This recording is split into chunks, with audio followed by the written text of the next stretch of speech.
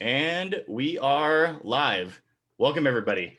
We are on Project SIP's fourth and final, actually, State of the Election podcast, where we give our insights and predictions on how we think tomorrow is going to go.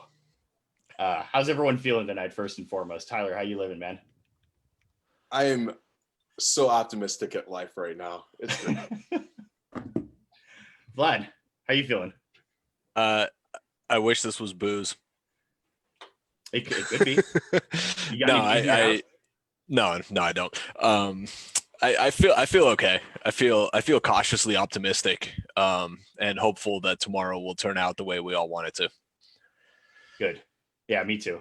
Kylan. I am full of anxiety. Full of anxiety. Seems to be a common theme. Jules. I too am full of anxiety.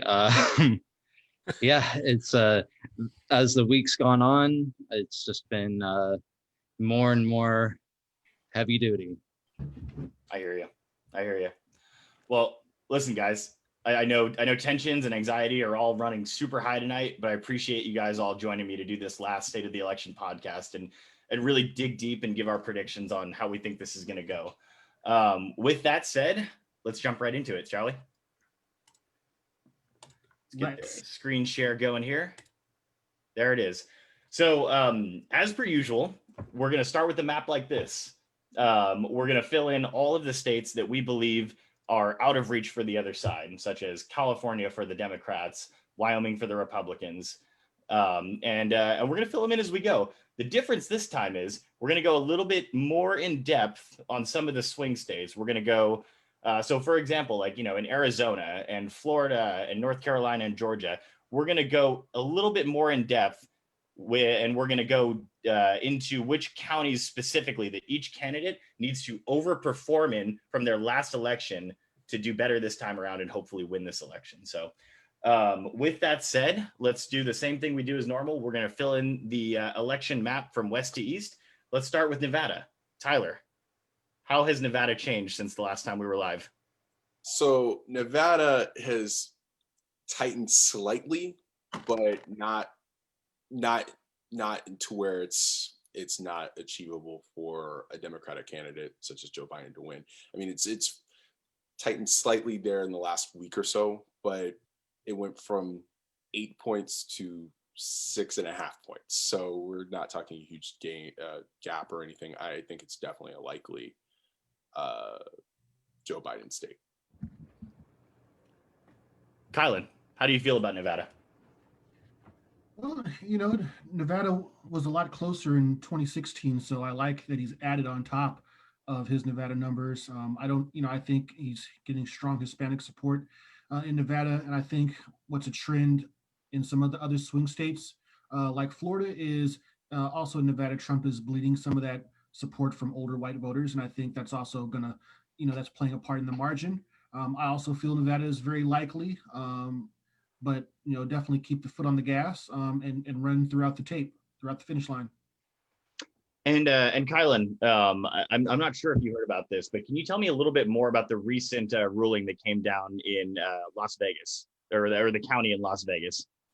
Yes. So as has been the trend around the country, the Republican Party has been challenging states and municipalities regarding mail-in voting, and so. The Republican Party lost a ruling that they wanted to stop the count of the mail-in ballots, and so basically democracy is going to win out, and as is what should be happening normally, the votes are going to be counted until every last vote comes in, and so that's still a big ruling in 2020 in today's politics. So I am glad to hear that ruling that the vote counting will not be stopped. Thank you, Kylan. We got to realize Clark County is where almost, 70% of the population of Nevada is. So it is good that people get their votes in down there. That was what it was. Clark County. I always forget the county name. Thank you for bringing that up, man. I don't think we need to spend too much time on Nevada. Everyone pretty much agrees. I think Nevada is a likely Democrat state. Any dissenters there? I didn't think so. Let's move. Oh, nope, not that. There we go. Let's move on. Actually, I want to tackle Montana first. Montana was I believe, a state that we had as safe Republican the last time we did a podcast. Tyler, what's changed? So obviously Montana has a really big race going on between Bullock and Daines. And Bullock is pulling Joe Biden across the finish line and kind of shrinking the lead that Trump would have in a state such as Montana. The lead has been shrinking for the last month and a half there. Back at the beginning of September, the lead was about 13 points or so. And as of today, with recent polling that's come through, the lead is now down to about 7 points. It's still a state that is going to go for Donald Trump, in my opinion, but it is not as safe as it once was, for sure. Yeah, agreed there. I think with that being said, I think kind of the same boat as Nevada. Move this to a likely Republican state, I think, is probably the way to go here. Now to our first swing state of the night. Let's go down to the great state in the Sun Belt of Arizona. How are we feeling specifically about Arizona right now? And I'm gonna take this one over to Jules first. Well, Arizona is interesting. It's tightened somewhat. Arizona has been pulling towards Biden for the most part. I think we had a recent New York Times poll, A+ rating poll, that gives him a +6. That's probably a little bit optimistic. I think he's probably somewhere in between 3 and 4. With Arizona, there's some interesting things going on within the suburbs in Maricopa County that could end up giving Biden the win in this. I think it's probably a lean Democrat at this point. Yeah. And actually, for more on Maricopa County, I want to go to Tyler real quick. Tyler, Donald Trump won Maricopa County in Arizona by about 3 points back in 2016. How do you feel that the Democratic Party is going to perform in this specific county come election day tomorrow? So there's obviously a couple counties that are big in Arizona. Maricopa County obviously has Phoenix, which is the 4th largest city and the largest capital in the United States right now.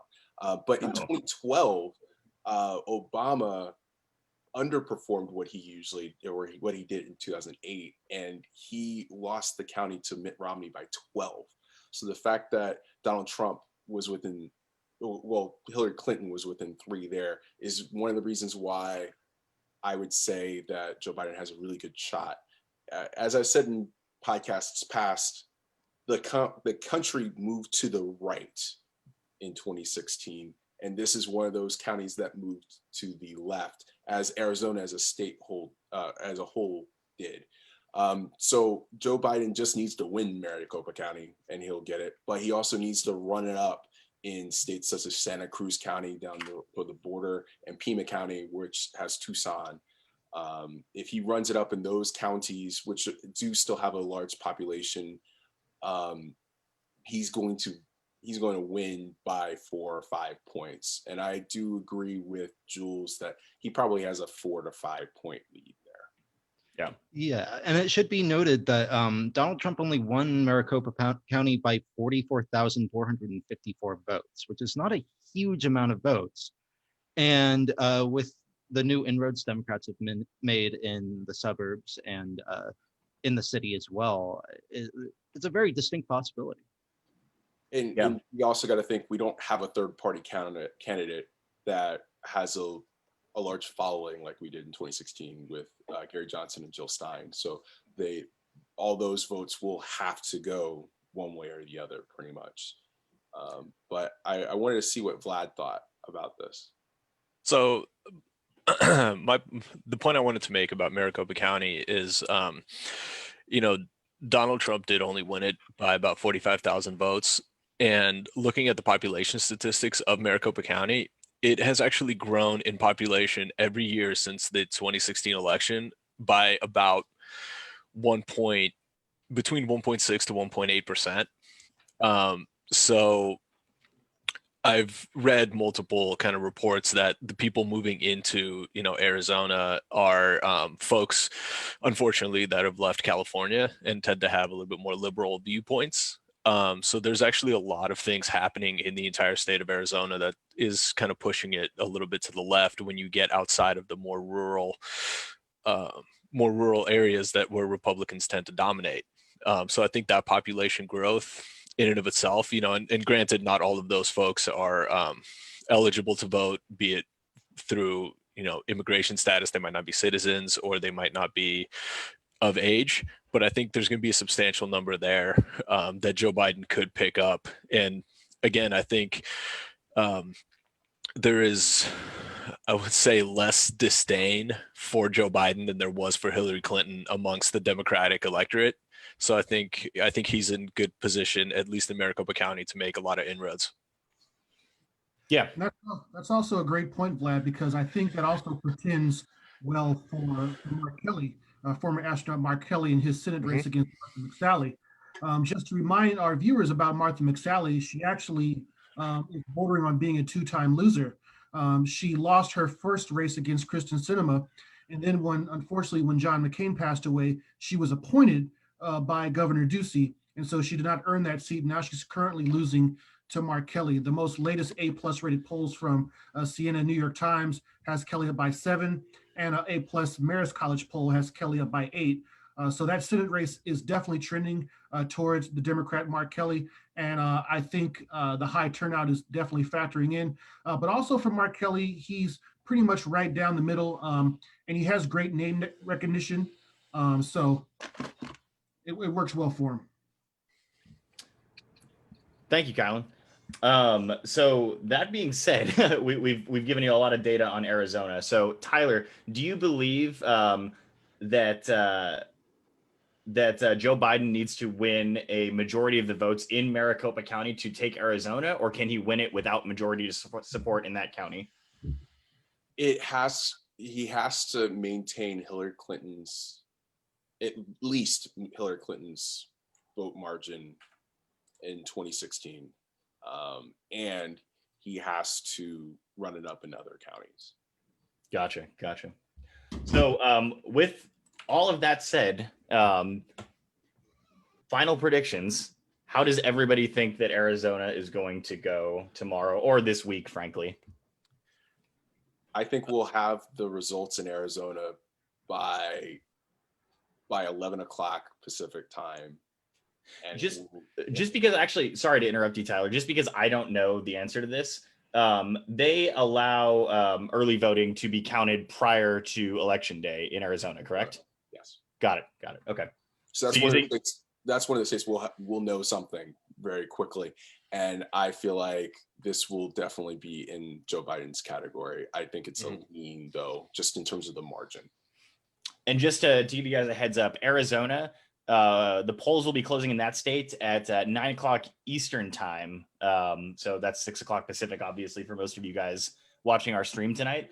So according to Tyler, we should know the results about 5 hours later, at least he thinks. So everyone hold Tyler to that. So with that said, I am going to characterize Arizona as a tilt Democrat right now, as our last prediction before tomorrow. Any objections? No objections for me. I think it's fair. Yeah, I'm okay with that. Thanks, guys. There it is. Tilt. It almost looks gray. So I'm partially colorblind. This isn't good for me. Next state, let's do another easy one real quick here. Now, for those of you who might have noticed this already, Alaska's gray. Tyler, why is Alaska gray right now? Alaska is gray because it's one of those weird ones that, again, this is kind of what we've talked about in the past. Donald Trump is underperforming in states that should be completely solid for him, and Montana was one of them. But there's a really competitive Senate race in Montana, so that would be a good reason to say, hey, well, that's one of the reasons why Joe Biden's doing well there. But in Alaska, there's not really that much of a competitive Senate race there. There is a Senate race there, I was just coming up with it's Al Gross and Dan Sullivan. Mm-hmm. And Al Gross, not a bad candidate. He's not a great candidate, and he's been consistently pulling behind. But again, just having that exposure is getting people to see politics in a different way. I'm sorry. This is something that's in the single digits. It's not going to go to Joe Biden. If it does, every single state that we're going to talk about in the future is going to go for Joe Biden. It will be a landslide of epic proportions. But Donald Trump's only leading in that state on average about 8 points, which is crazy to think, considering that in 2016, Donald Trump had won the state by 15 points. So it's kind of a crazy dichotomy for Donald Trump. And it just shows how he's falling behind everywhere right now. The race actually, at one point in the middle of October, actually narrowed to a 7-point margin for Donald Trump, which is not the margin that Republicans can normally expect out of that state under normal circumstances. So, so with that said, that's the main reason we categorized it this way for now. I still think it's a very likely Republican state, and I'm going to categorize it as such. You're the boss. Agreed. Thanks, guys. Moving on, let's go to New Mexico. Jules, has anything changed in New Mexico? Well, New Mexico, I don't think so. Let me bring up New Mexico here real fast. New Mexico has always seemed pretty safe. If anything, the leads opened up even more for Biden. I mean, most of the polling, I mean, there hasn't even been a huge amount of really high quality polling, I guess, because they've been focusing their efforts on other places. The last decent poll, Researching Polling Inc. B+ rating, has Biden up +12. I think New Mexico is pretty solid. I don't see New Mexico having any real semblance of a tight race. I agree. It would be solid. This is one of those states that did go further right. It was a single-digit Democratic win, but this state is going to be a 13, 14-point win for Joe Biden. Cool. Easy enough. Colorado. Before we get started on the state, I want to go for a quick update on the Senate race in Colorado, and for that, I'll go to Kylan. So Colorado has actually been remarkably stable. I'm first going to start with in more simplistic terms. Cory Gardner is dead man walking. But aside from that, 538 has this rated as 84% probability that Hickenlooper is going to take this race. Not to mention just some most recent polling. We have a data for progress. It's a B-rated poll, but it has Hickenlooper up 9. We have an A-rated Survey USA that has Hickenlooper up 9. And we have a B-rated Morning Consult that has Hickenlooper up 8. And so if you really take those three, the average is right around 8.5 points for Hickenlooper's lead. It's very secure. It's gotten as high in the summer as like 13 or 14. It's narrowed some, but he's mid to high single digits. Cory Gardner's toast. Thank you, Colin. Now to get into the states, let's go over to Vlad. Vlad, how does Colorado look right now? In my opinion, Colorado is looking like it's pretty safe for Biden.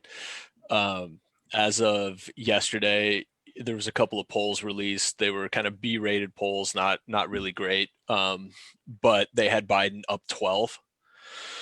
That said, it looks like it has kind of narrowed just a little bit because some of the polls, towards the end of October had him up 20, kind of in that margin. But I feel like coming this close to the election, I just don't see it flipping at all. I think Biden's going to carry the state pretty, maybe even with a double-digit margin. Vlad, gun to your head, what do you think the margin is come tomorrow? Oh man, gun to my head. 9.5. 9.5 points. Tyler, do you agree with that? I would say on an over under from 9.5, it would be over. It would be over. I Wow. would be over. I would go over on that. Okay. Okay. I mean, honestly, I'm tempted to take the over on that too, but I just wanted to be safe, gun to my head kind of thing. Got to watch out for the silent majority, huh? We heard them all over Marin. I would definitely say Colorado is a solid Joe Biden state for sure. And I would agree. I concur.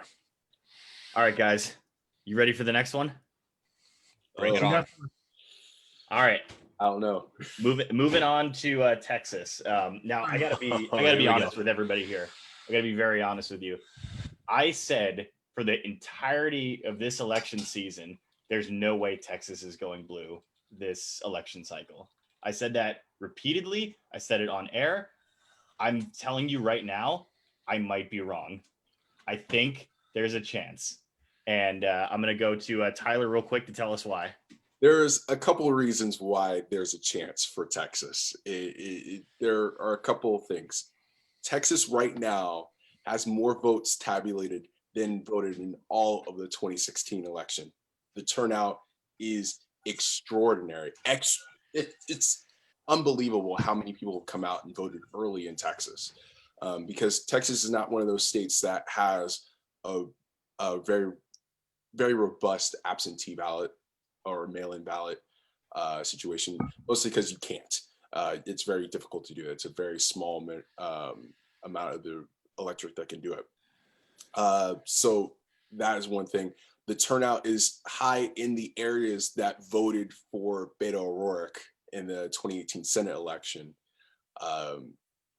That generally tends to say that a Democrat will have a great chance at winning things. But one thing that I really want to point out, and Alex, if you can bring up the map for 2016. Yeah, of course. Hold on. Because if we look at Tarrant County, which encompasses a majority or the west side of the Metroplex there in Dallas and Fort Worth, Tarrant County went to Donald Trump by roughly about 8 points in 2016. In 2012, it went to Mitt Romney by 16 points. It's gotten so much closer over the last two election cycles. And even before that, I looked at it, it was almost 20 points before. And that just encompasses a lot of things that are changing demographically in Texas, in that there's more suburban liberal people moving to Texas, and even the suburbs are becoming more liberal. And obviously Donald Trump has a lot to do with that, unfortunately for him. But basically the growth there is almost 20% over the last 9 years or so. And you have more people there. They're voting more democratically. It's going to be a big thing for him. If Joe Biden gets anywhere close to making that a tie in Tarrant County, if he runs up the numbers in El Paso County, if he runs up the numbers in Hidalgo County, in Cameron County, in San Patricio, in Bexar, Harris, in Travis, in where Waco is, in Bell, in Williamson County. I mean, those counties are right there on the I-35 corridor, will make a huge difference for him in being able to turn the state into something. Actually, sorry to interrupt, Tyler. Speaking of Harris County, I have a question in the chat that I wanted to bring to one of you guys. Amanda Massamedi in the chat, who's actually a very consistent panelist of ours, asks, what do you guys think of the federal ruling in the Harris County drive-through voting case? I'm going to take that one to Kylan, actually. Go ahead. Yeah, I actually wanted to get on that one too. I thought, I was actually surprised. So this ruling number one was the right thing to do. But let's go back to the beginning. Initially, the state GOP and a couple of GOP activists sued in the Texas Supreme Court, which is comprised of all Republicans, and they struck down that lawsuit for the first time. And then they decided to once again bring another suit to the Texas Supreme Court, and the Texas Supreme Court shot it down once more. And then they took it to a federal judge, and this is one of the most conservative federal judges, in the judiciary, and he just today dropped this lawsuit on merit, and so these 127,000 plus votes are going to be counted, much to the chagrin of the Texas State GOP. Again, it's 2020, and this is a good ruling, but also it's unfortunate when in 2020 in today's politics, doing the right thing and counting votes is somehow seen as extraordinary. Thank you, Kylan. Let's go to Jules. You had something to say on Harris County. Yeah, Harris County is actually the third largest by population county in the country. Los Angeles and the county that Chicago resides in being before it. Harris County, with a unprecedented turnout, could really, really, really change the direction of this election in a pretty large way. The population center there is absolutely massive. And as people have been moving in from other states that are more left-leaning, the population has only grown. And with the excitement of this election, especially on the left, and I'm sure to a degree on the right as well, I could really see Harris County making a massive difference. So those 150,000 votes are crucial. They could really make or break this election, and for Texas, if Texas was to go blue, the majority of those votes are going to be coming from Harris County and from Tarrant County and what's the county next to it? Dallas is in Dallas County. Dallas County. Yes, I mean it's crucial. I was going to say you can see the margin in which Hillary Clinton won Harris County compared to what Obama won in 2012. Obama basically tied Mitt Romney in Harris County, and you can see that Hillary Clinton won it by 16 points.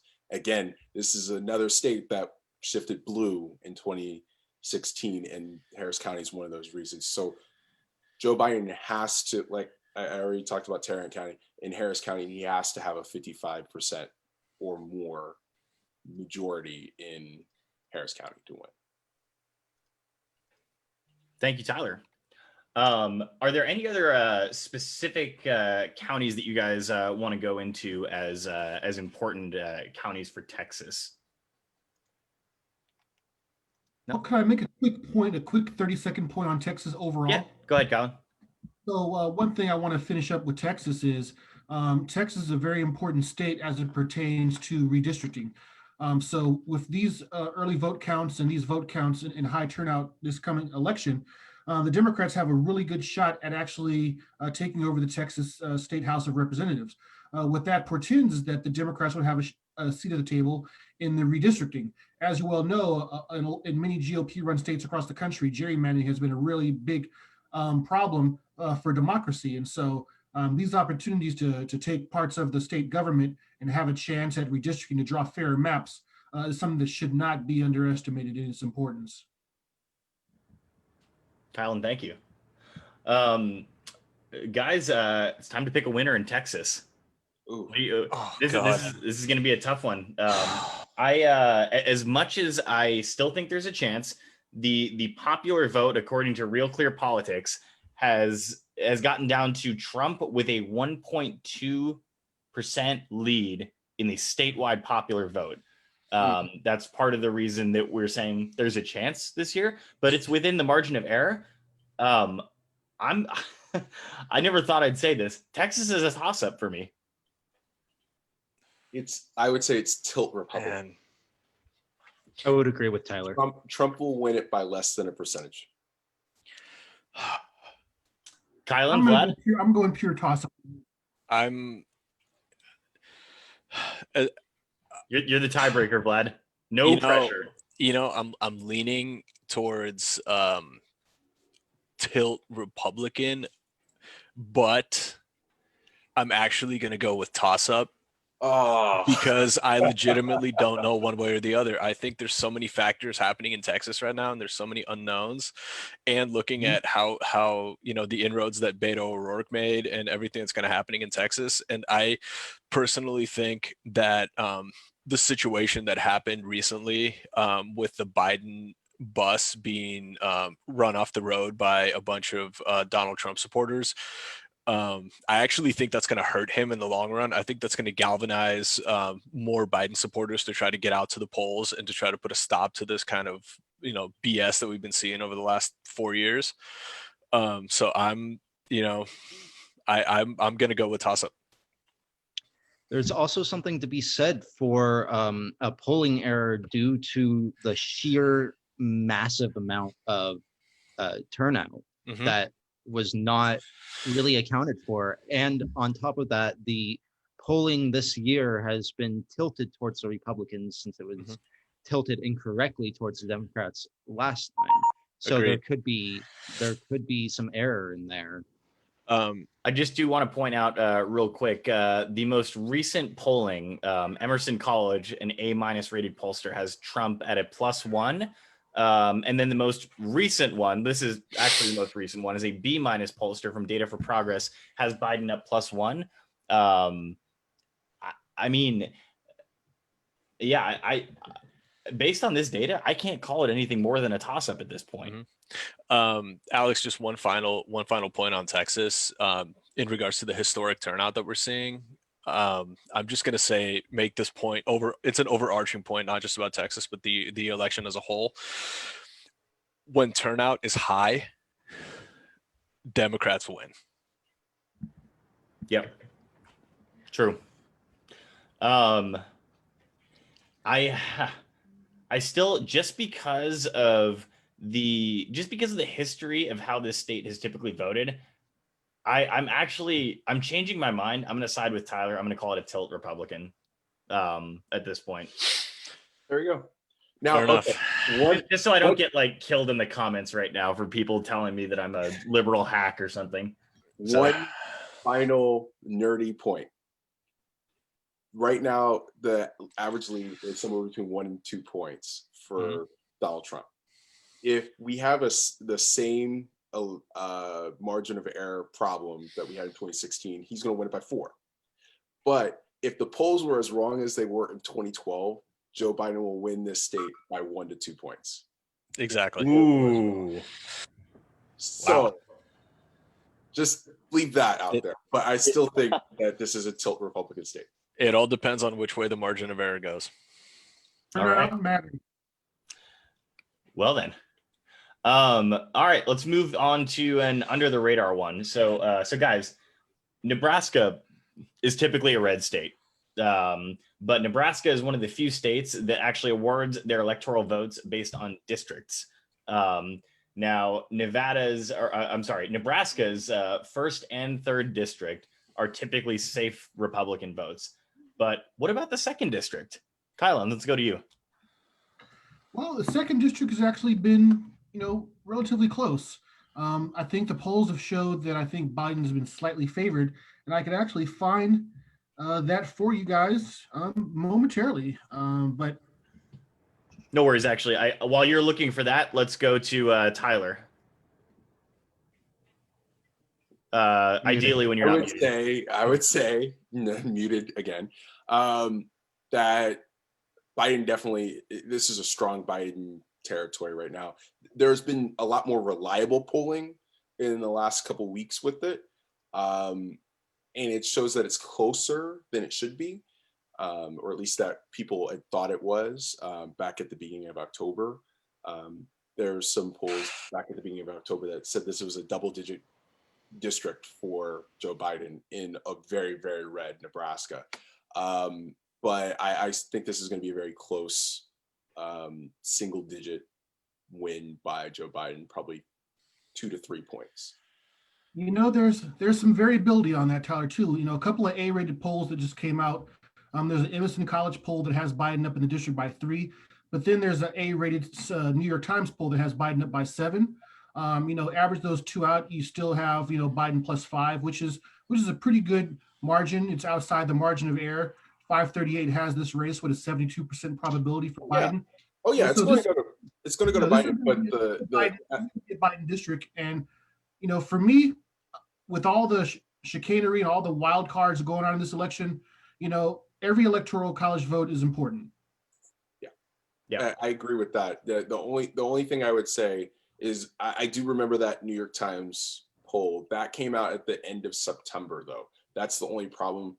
The race is, as it always does, it always tightens up at the end, and that's why I would say it's going to be a couple point victory and not 7 or 10. Yeah, that Emerson College poll is more recent, and that one has Biden +3, which I think is a little bit more realistic based on the tightening trends as as with election day coming up tomorrow. And keep in mind, the lead wasn't always this big. I mean, speaking to what Kylan said, there's now a 72% chance of victory, according to 538 on that particular district. Back in August 6th, it was only a 52% chance for Biden.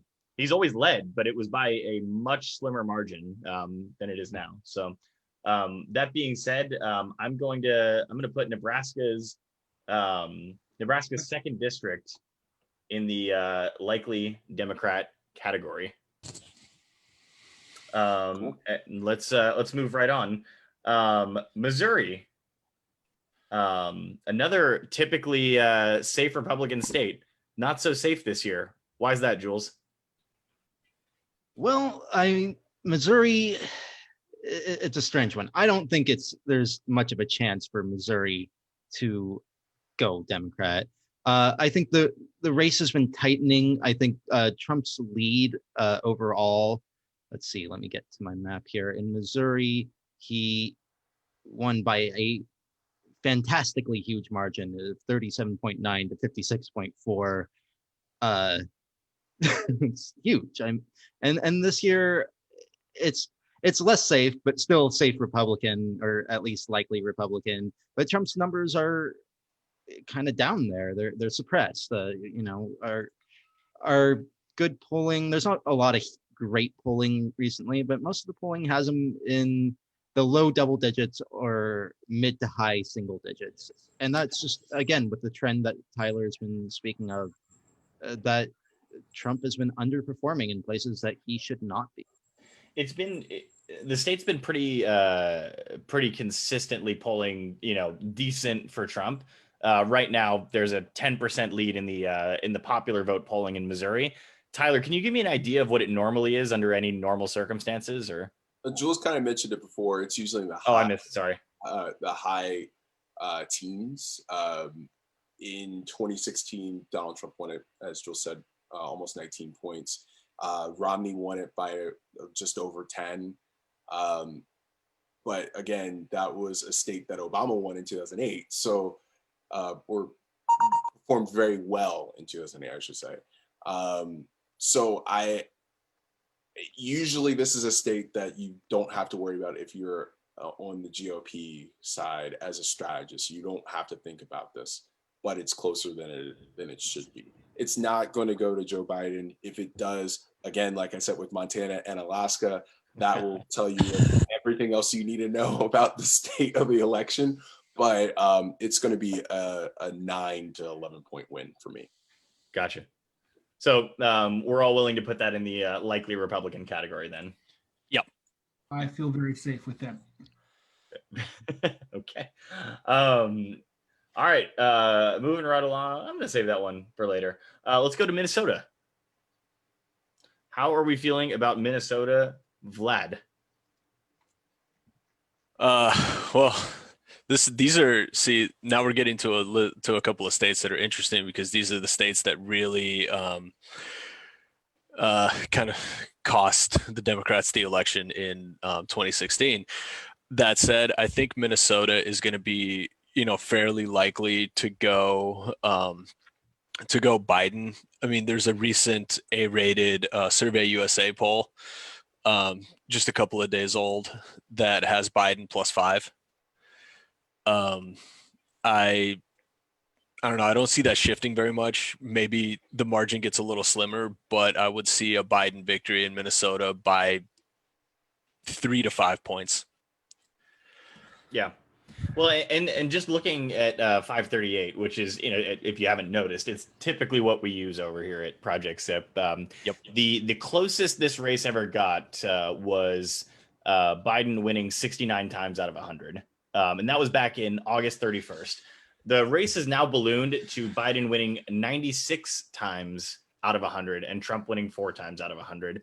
That being said, I think this is a pretty safe state for the Democrats, but some of the recent polling, we're only seeing 2 recent polls in double digits for Joe Biden, but we still have such a high percent chance of victory. Tyler, can you shed some light on that?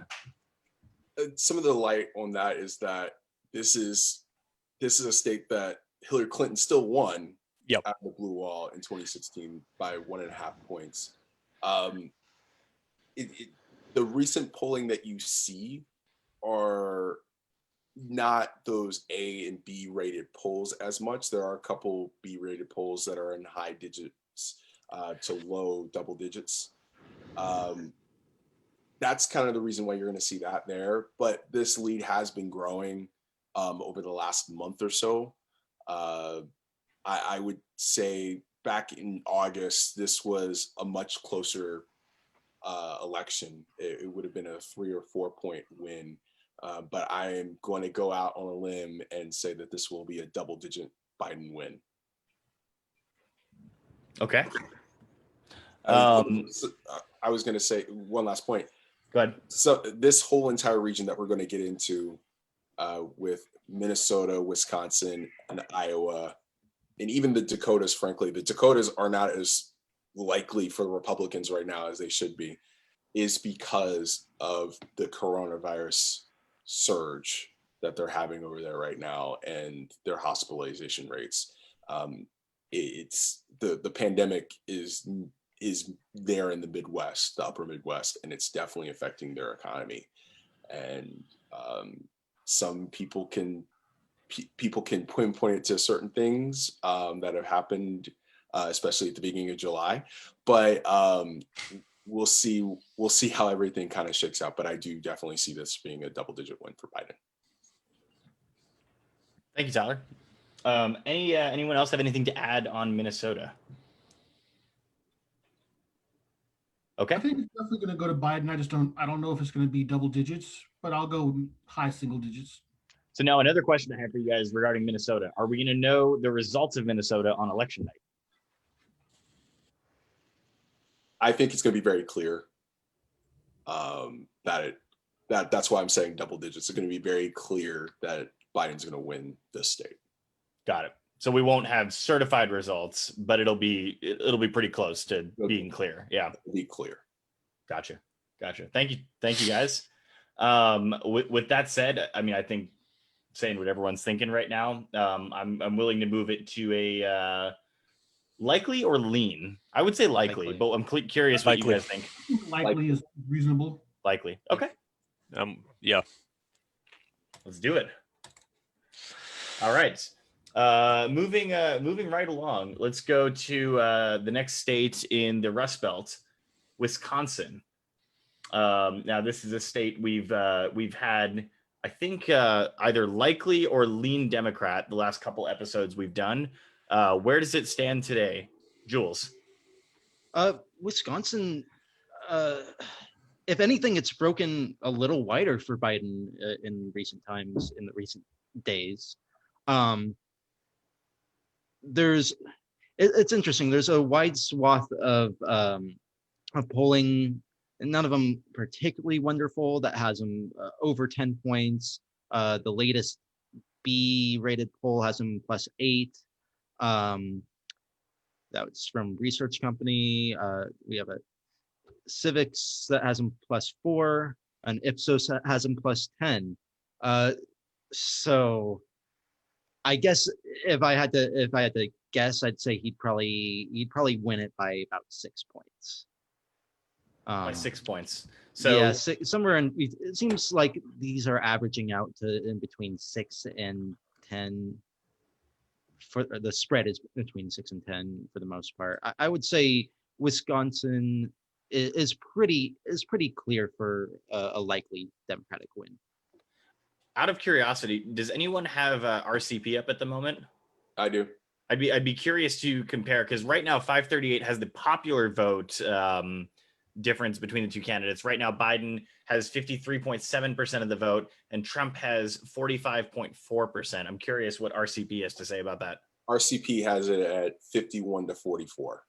51-44. So pretty close, I would say. It's a 7-point win, according to RCP. The New York Times' polling data has it at a win of 10. But their recent poll that they just ran on Sunday has 11-point win for Joe Biden.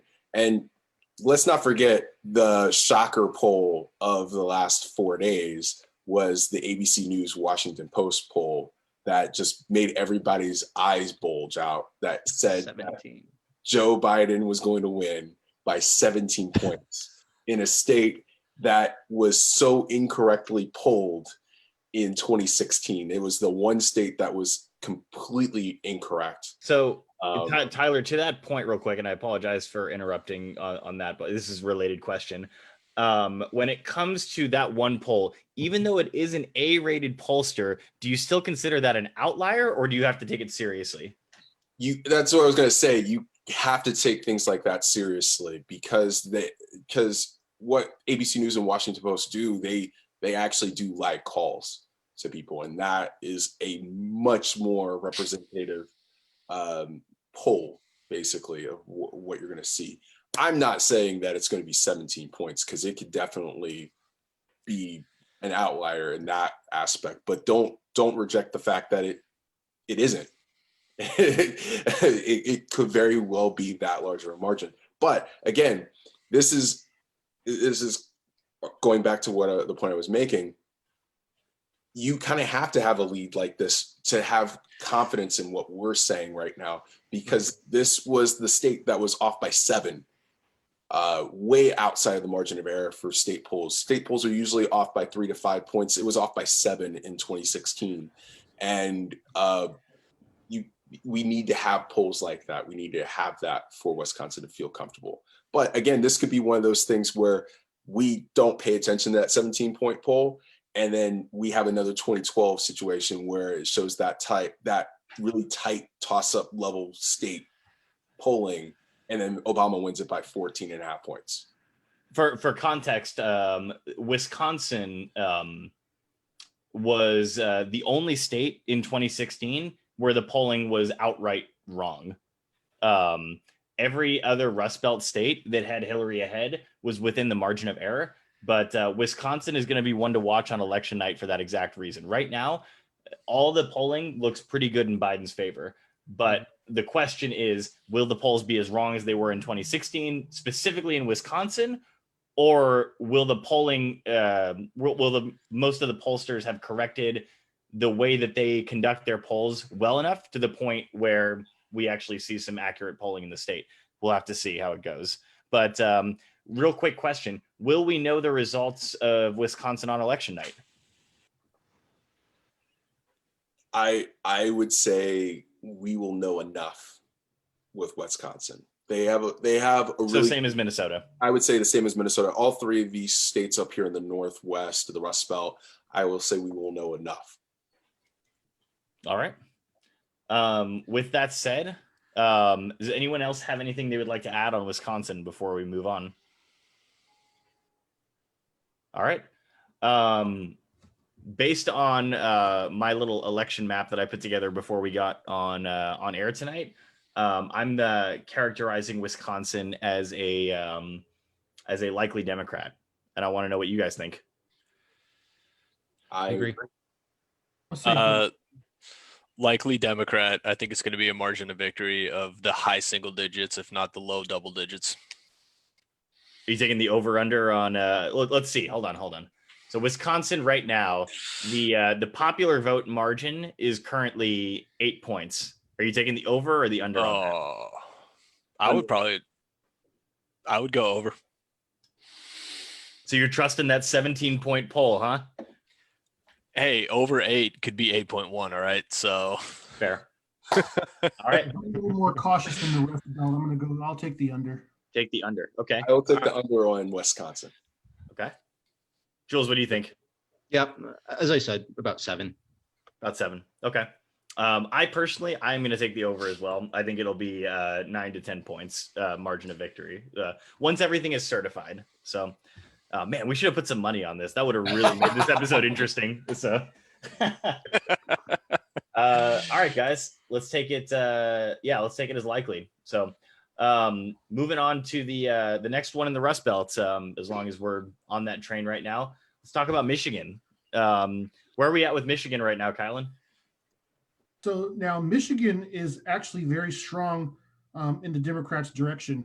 If we want to just go 538, right now Joe Biden is at 95% probability in Michigan. If you want to look at the recent polls for Michigan, we have New York Times +8, Emerson +7, ABC News, WAPO, Washington Post +7, CNN +12, Fox News +12. Fox News is a little bit older. It's not like brand spanking new, but the trend lines are clear in Michigan, and Biden's lead has been growing. I think it's a good thing that it has been growing because I was going to say John James. Gary Peters is going to need Joe Biden's coattails to drag him over the finish line. His campaign has been a little bit uninspiring on the Senate side, but I think with Biden's growing lead and Michigan looking stronger and stronger, I think he's going to drag Gary Peters to the finish line. Michigan looks, for me, looks relatively safe. Thank you, Kylan. I was going to ask you about Gary Peters, but you beat me to it, man. So, I think of the Rust Belt states, just from the research that I've done, this seems to be what most people are calling the safest Rust Belt state for the Democrats in 2020. Right now, the popular vote margin is at looks like 8.4%. So I'm curious. I want to ask you guys, since we've been doing this already, are you taking the over under on 8.4, or what are you taking on the over under? I should say. Let's start with Tyler. 4. Oh, sorry about that. Go ahead, Tyler. I mean, in Michigan, I will take the over, actually. Okay. Vlad. I don't know, man. Honestly, I think in Michigan, I'm gonna take the under. The under. Okay.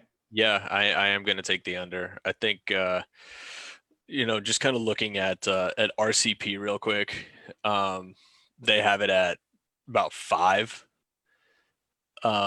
in favor of Biden for the so I don't know. There's just something about Michigan that doesn't make me feel quite as safe, given what's happened there recently with the plot to assassinate the governor and all kinds of stuff, all kinds of craziness kind of going on there. So I think it's still going to go Democrat, but I don't feel quite as confident as I did in like Wisconsin, for example. So I would say that would make everybody more sympathetic toward Democratic causes because of that, and that's why I would say the over. You would think so, but this is 2020 America, and stranger things have happened. Valid. So I got an open question. I want to ask this to the panel, and anyone can chime in on this one. What do you think has changed in Michigan and the Rust Belt as a whole that's going to cause this blue shift in 2020 from where it was in 2016? Anyone can jump in on this one. The complete bungled. Oh, sorry, Kyle. I was just going to say the complete bungled response of the coronavirus and the impact that it's had on the economy in those states. That right there would do you think? Do you think Republicans would point to Joe Biden as someone who's going to institute more lockdowns and further hurt the economy, though, or? I think that's a possibility, but at the same time, I think lockdowns right now and the short-term impact that it'll have on the economy are, I hate to say, kind of necessary because of the way that this has been bungled from the beginning. So right now we're in a we're in a stage where we're getting 100,000 positive cases, a day and stuff like that. So, there's going to be some pain, but I think what the problem is, if the Republicans win, there's going to be pain, but there's not going to be any sort of relief. If the Democrats win, there's probably going to be some pain anyway, but at least you stand a chance of getting a relief bill and getting some sort of like stimulus payment or something like that that might help ease some of that pain. It's kind of like, and I'm going to go off on a little bit of a tangent here, but it's kind of like Joe Biden's comments regarding the coal and the oil industries. Those things need to be said, because lying to those people for so many years to tell them that those jobs are coming back is not doing anybody any favors. So, there's got to be some hard truth to be kind of spoken, and for people to understand that, like, hey, this might hurt a little bit, but in the long run, in the end, we're gonna be better. So I think that's what's going to happen with kind of the COVID response. Like, I think, yeah, maybe there's lockdowns, but there's going to be some relief at the end of it. Whereas with the Republicans, I mean, who the hell knows? Thank you, Vlad. Tyler, did you want to jump in? I thought you looked like you wanted to say something. Yeah, I wanted to definitely say that the lockdowns need to happen. It sucks. We don't want to do it, but I don't want to understate the fact that Americans' health and livelihood, if we don't have that, we don't have an economy. We won't have a functioning economy without that. So we need that first. But I had a comment to your original question about, remind me what your question was. The original question. So I'm trying to think. The question was it was about the shift of all the states. Yeah. It was effectively like, why do you think Michigan and the Rust Belt as a whole will shift farther blue than where it was in 2016? So what my point to that, besides the coronavirus response that Vlad so eloquently put up, was the trade policies that he's had in terms of steel, in terms of products and goods from China. Those are things that this area really needs to have something functioning, and it has not been functioning and working properly for the last couple of years. So I would definitely say that would be the thing that would shift this more to the bluer side than to the red. Gotcha. Kyle and Jules, anything to add? No, I was going to say I'm going to take the over as well on Michigan. I actually think Michigan's pretty solid. What did I set it at? 8.2? Something like that? 8.2, 8.4. Yeah, I'd say it's going to be 9 or 10. Gotcha. All right. So with that said, are we categorizing this as likely as well? Yes, we are. Stuff. Just because I want to leave like some of the more interesting states for last, let's move on to Indiana, another normally safe Republican state here. Crazy. Let's go to Jules. Why is this not as safe as it usually is? I mean, for the many of the same reasons that we've been talking about before. Trump's lead in Indiana was 56.5 to 37.5, so a solid 20 points. And now we're looking at numbers that put him at basically half that. Recent polling has him somewhere in between 7 and 11, 7 and 12.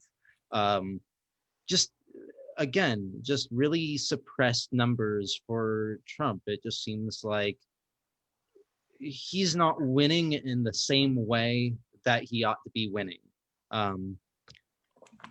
It's just he's going to win Indiana. Indiana's a red state. There's no doubt that he will win Indiana, but he should win by more than 10 points. He should be winning by 20.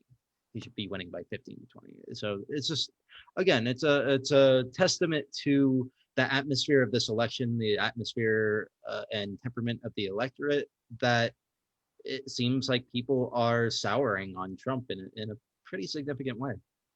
So just to give our audience an idea here, so currently, the popular vote margin in Indiana is 10.7 points on an aggregate in favor of Donald Trump. So to the panel, do you feel like it's going to be above that or below it? Let's start with Tyler. I would say it's. Oh, I don't think it's. And I have to choose an over or under. God, It's gonna be a new staple, man. this one, I would take the over for Trump. So to be clear, over 10.7. I would take over for Trump. Vlad, do you feel the same way? Especially given that this is Mike Pence's home state. No, I don't. I think it's going to be less than that. Less than I think it's 10.7. going to Okay. be.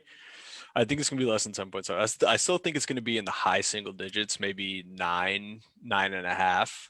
But I don't think it's going to break. I don't think it's going to break double digits.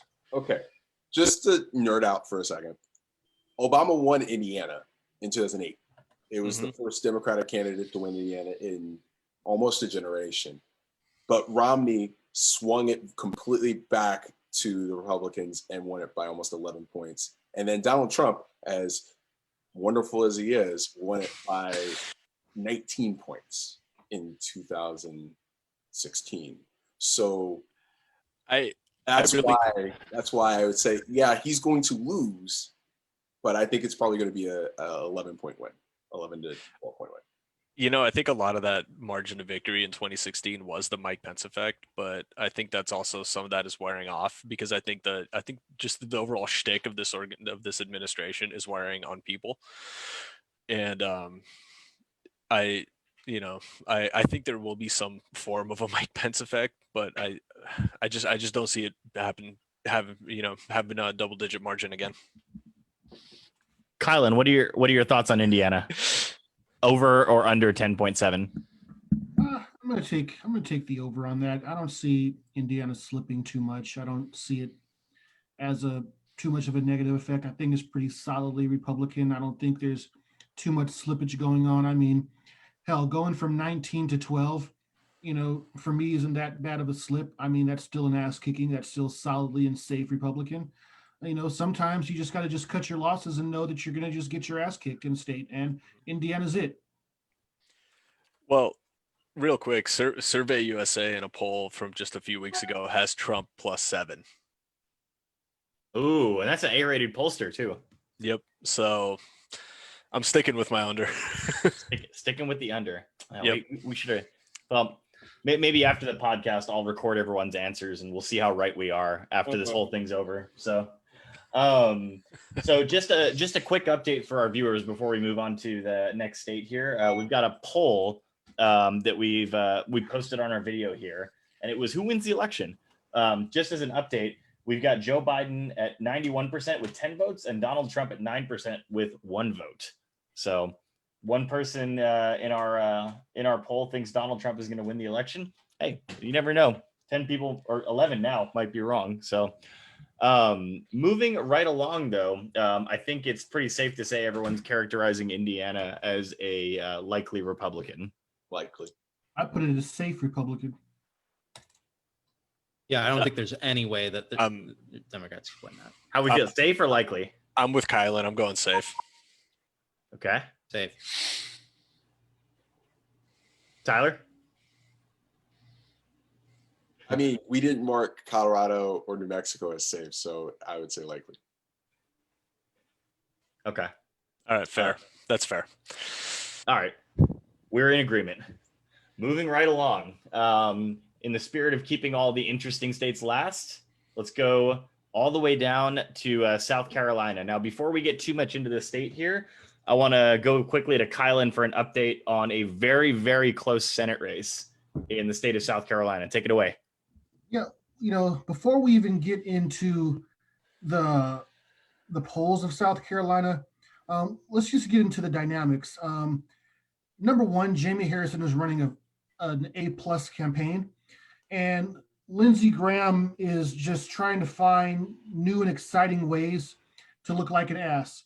2.5 weeks ago, first it was, Black people can be anything they want to be in South Carolina, as long as they're not liberal. And he decides to one up himself is, hey, a woman can be anything she wants, as long as she's conservative, does her religion, and is pro-life. I'm like, I don't know how much more tone deaf you can be that somehow, liberals or people who may not be overtly religious are not real people, but those aren't things that are going to grow your coalition. With all that being said, we have we got Lindsey Graham, and Jamie Harrison either tied, or we have Lindsey Graham up by 2, and there's even been some polls that have Jamie Harrison up by 2. But let's just go to our most recent polling on that. We have, let me go ahead and get to that. I had this brought up, so my apologies.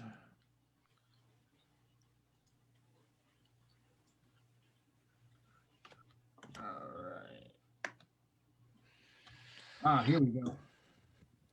So Lindsey Graham is favored 77% probability. So it's looking relatively safe for him according to 538. I'm not buying that. We have a data for progress that has Graham +3. We have a New York Times that has Graham +6. And really everything else isn't even rated. So I'm not going to go into those that have, Jamie Harrison up by 2. But just, when we look at A and B rated polls, we have basically Graham +6, Graham +3. So just on average, I'll say, Graham, has about a 4-point lead.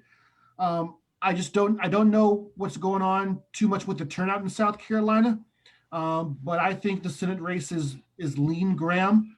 Jamie Harrison ran an extraordinary campaign, but it's really hard, for an incumbent Lindsey Graham in South Carolina to just go to fall. But if anybody can do it, it's Jamie Harrison. He's run a textbook campaign. If turnout models are above what's expected, it's a crapshoot. But for me, the Senate race, I'm going to still go lean Lindsey Graham, unfortunately. Thank you, Kylan. Just to give a little background on this specific Senate race that Kylan is referencing here.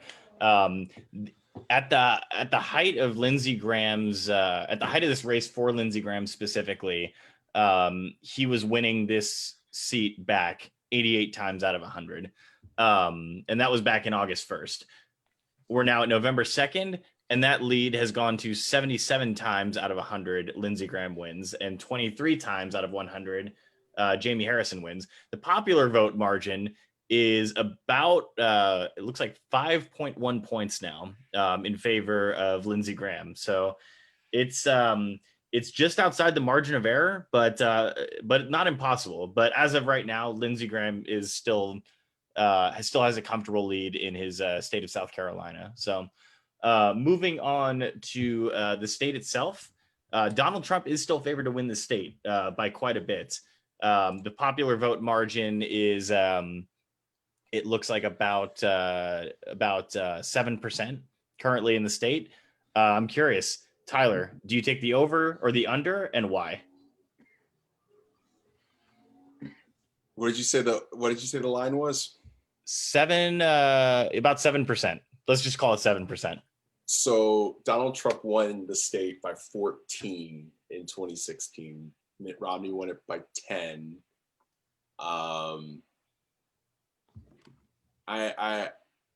I think because of Jamie Harrison, I will take the under. Under 7%. Okay. I will take the under. Let's go to Vlad next. Vlad, over or under 7%, and why? I'm going to go under 7% for the same reason as Tyler. I think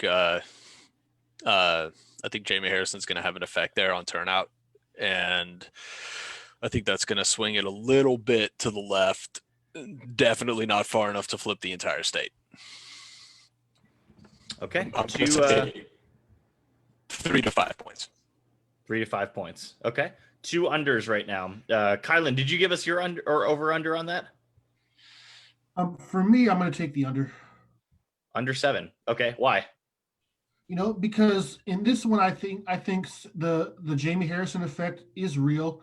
But I also think although I think South Carolina is still going to be for Trump, I do concur that there's been some slippage. I think there's been some slippage in the coalition, that would give a big margin of victory. I think, Trump is bleeding and hemorrhaging older white voters, and I think African American turnout has been really enthusiastic and is coming out in large numbers. And I think that's also going to have an effect on lowering Trump's margin.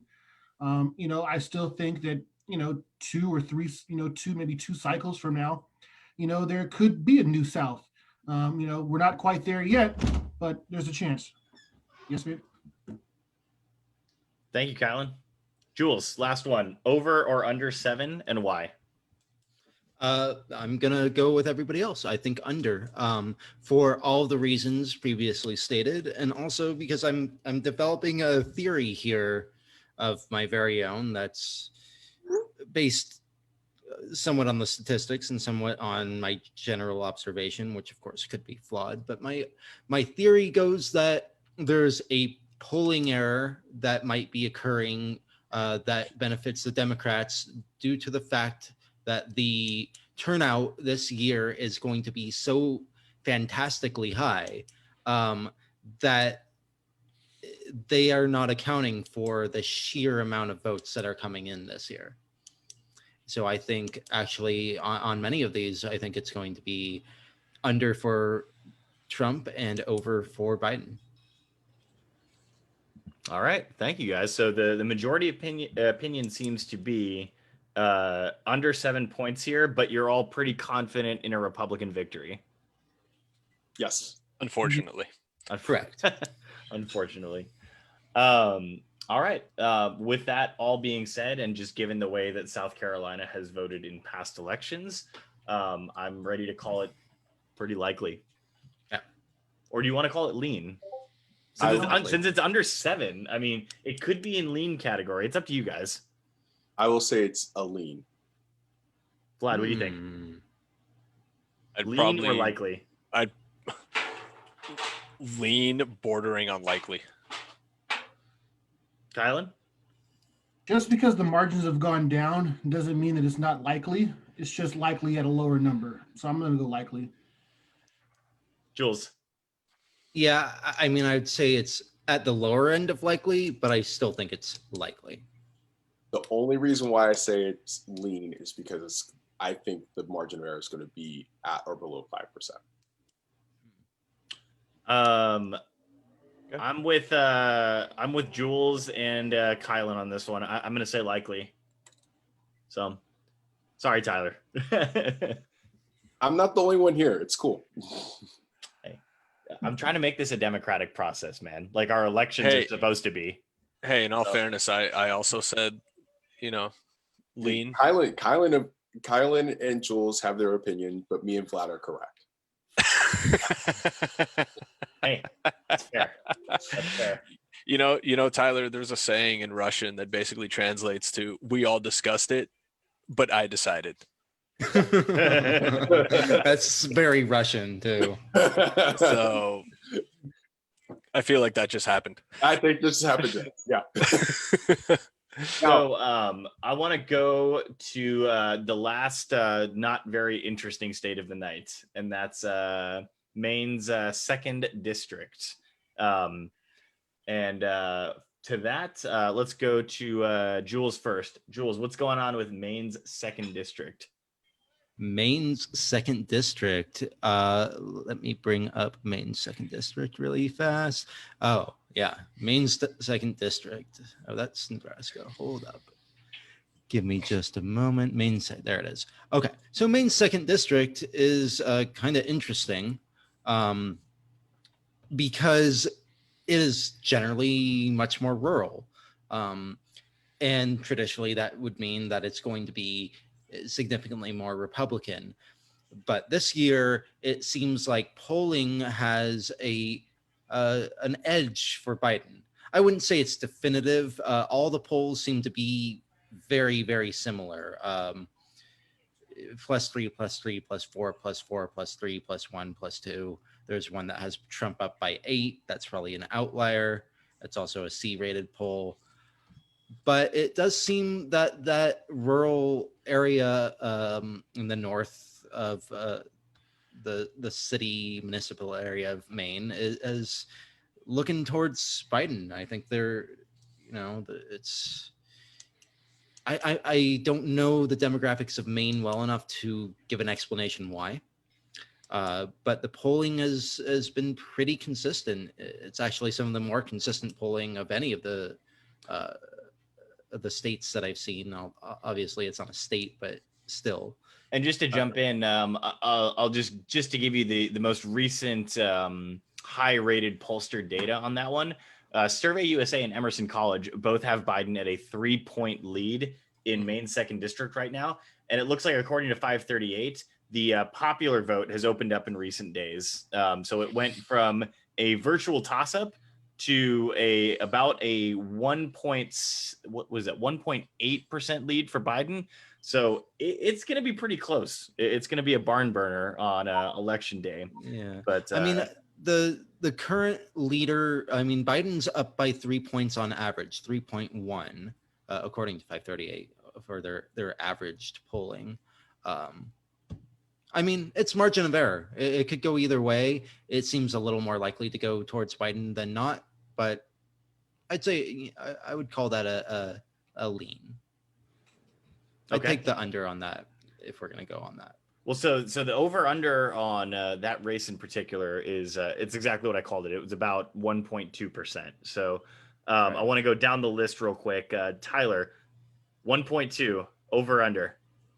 I will take the over. I mean, this area is 95% white. This whole entire state, and I would say it's majority, even more. I should say even more so up in the 2nd district.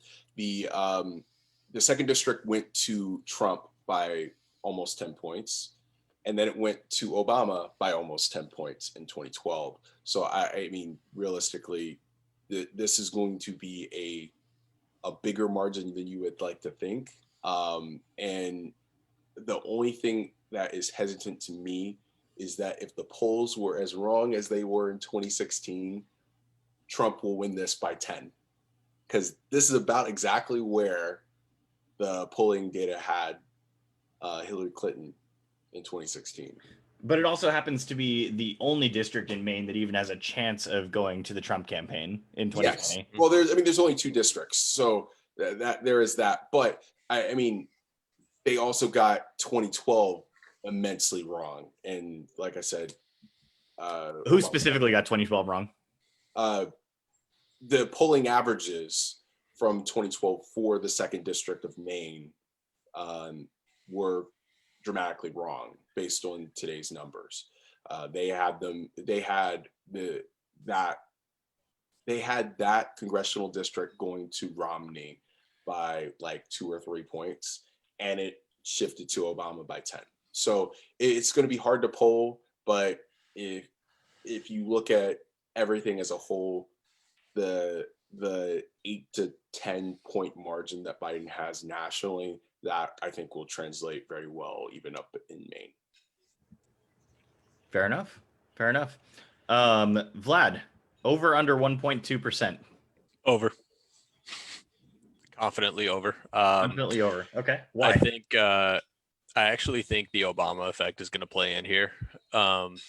As Tyler said, Obama in 2008 carried the 2nd district by 12. Obama in 2012 carried it by 9. I think, a lot of that, what's going to happen here is there's going to be some of that name recognition. There's going to be a little bit of that, like, hey, Biden was, Obama's VP. And I think it's going to go over that. I think that's kind of how it's going to play out in that district. And if you look at, past presidential elections, also Kerry took it by 6, and Kerry was just an awful candidate. Gore took it. Clinton took it before that. So I think it's going to go Biden probably closer to 5. And that's interesting that you so Biden by 5, you said? Yeah. So that's interesting that you mentioned that, actually, because Kerry, as we all know, is one of the most historically unpopular candidates of my lifetime, actually. He's actually the only Democratic candidate not to win the popular vote the entire time I've been alive. And I'm 32. So that should tell you something. I was going to say that you say historically unpopular until 2016. Okay. All right. Fine. Fair. But that said, Hillary still won the popular vote by 3 million votes. So She did. She did.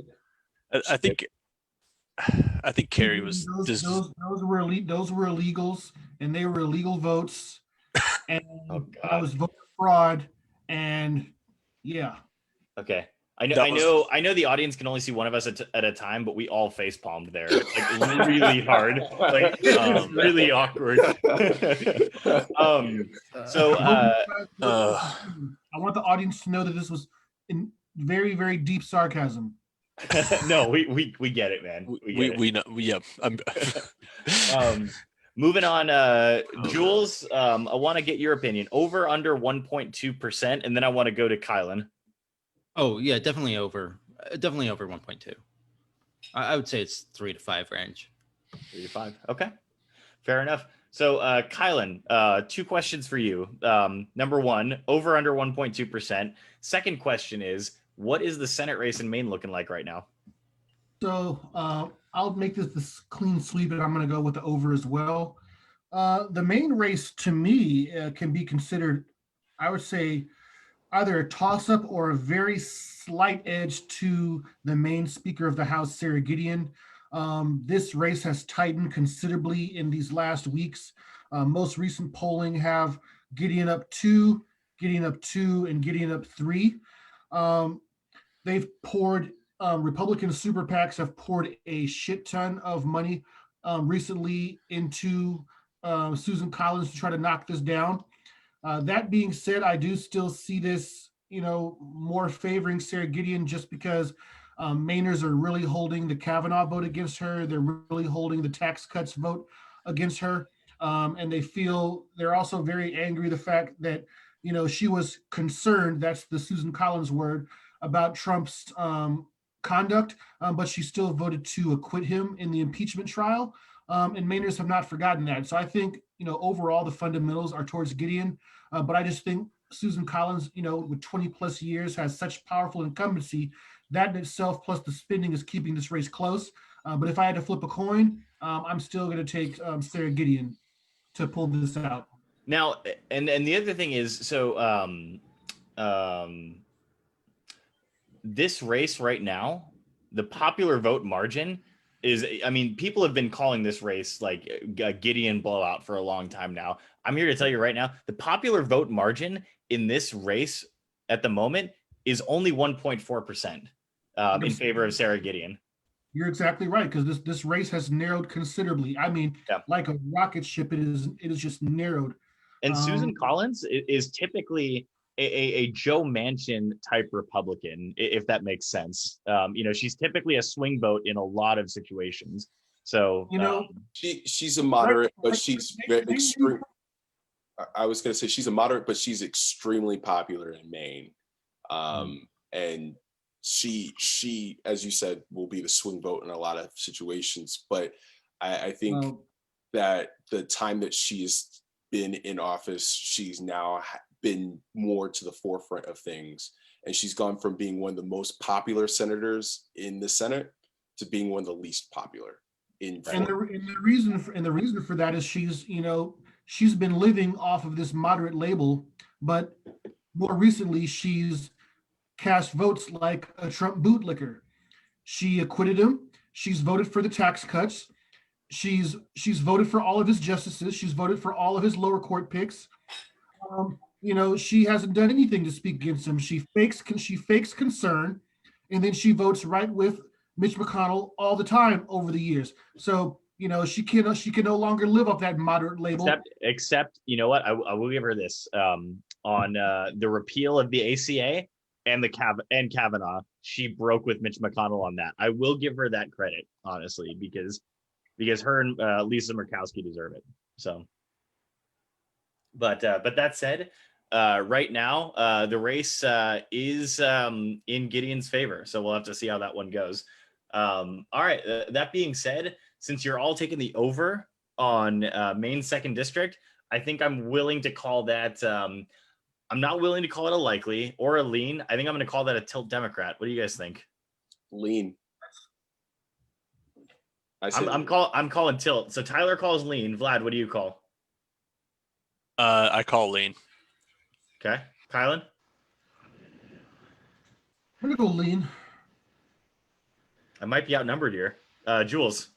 You are outnumbered. All right. Now- It is what it is. Nope, not that. There we go. But go to New Hampshire real quick. So I forgot we actually have New Hampshire as well. I left that one open because I feel like the race tightened up a little bit. Tyler, am I right? It tightened up.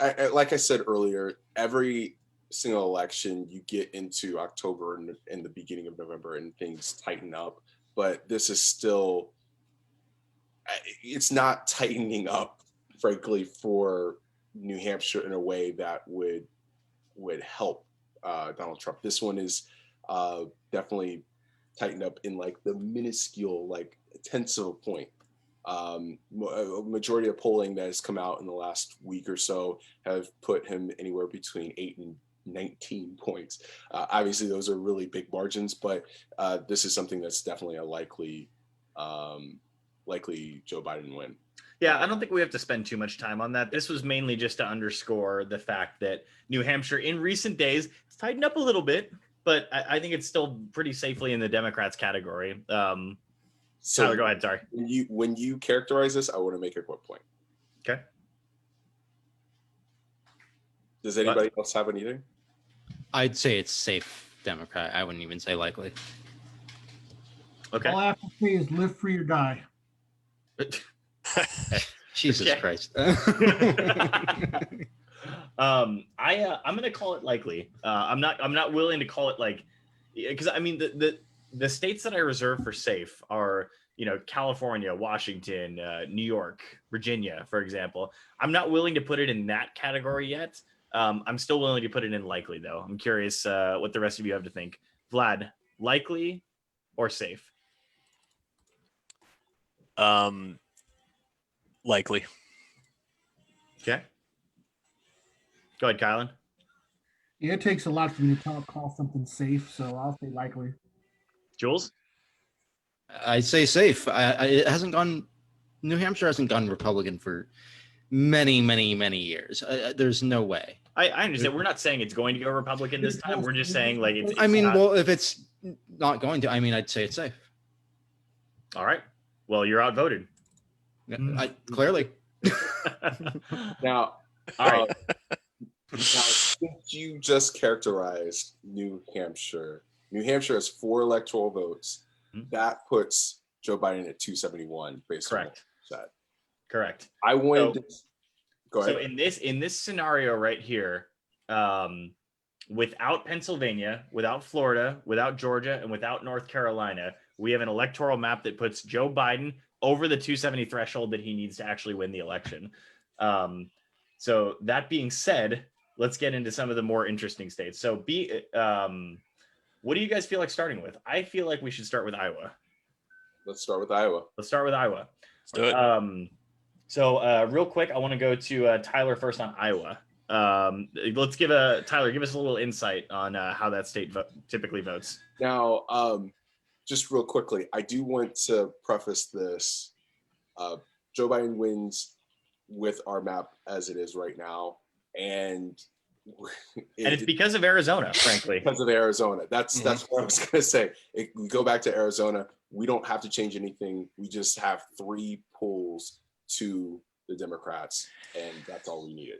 Or all the Democrats needed, I should say. Now, as for Iowa is a toss-up to me. I think we categorized it the last 2 times as a toss-up. It is something that is a bellwether state that will go one way or the other depending on who wins. It's a state that's tightened up and then has gotten bigger in terms of margin because of certain polls like the Seltzer poll that just came out. That poll has Trump up by 7, but all the other polls up until that point have categorized it. There's a very close race back and forth between 1 and 4 points either way. But to me, like that Seltzer poll feels like the Wisconsin +17 poll to me. Just even though it is an A-rated pollster, it feels like an outlier still. And that's what I was going to say here in just a moment, is that you can't discount it though.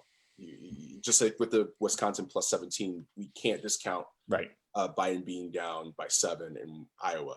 But again, as I said, going back about a half an hour or so, we were talking about Minnesota and Wisconsin. Coronavirus is a big issue there. There are 37 counties in Iowa that voted for Obama both times that flipped to Trump. There are 99 counties in Iowa. So over a third of the counties flipped.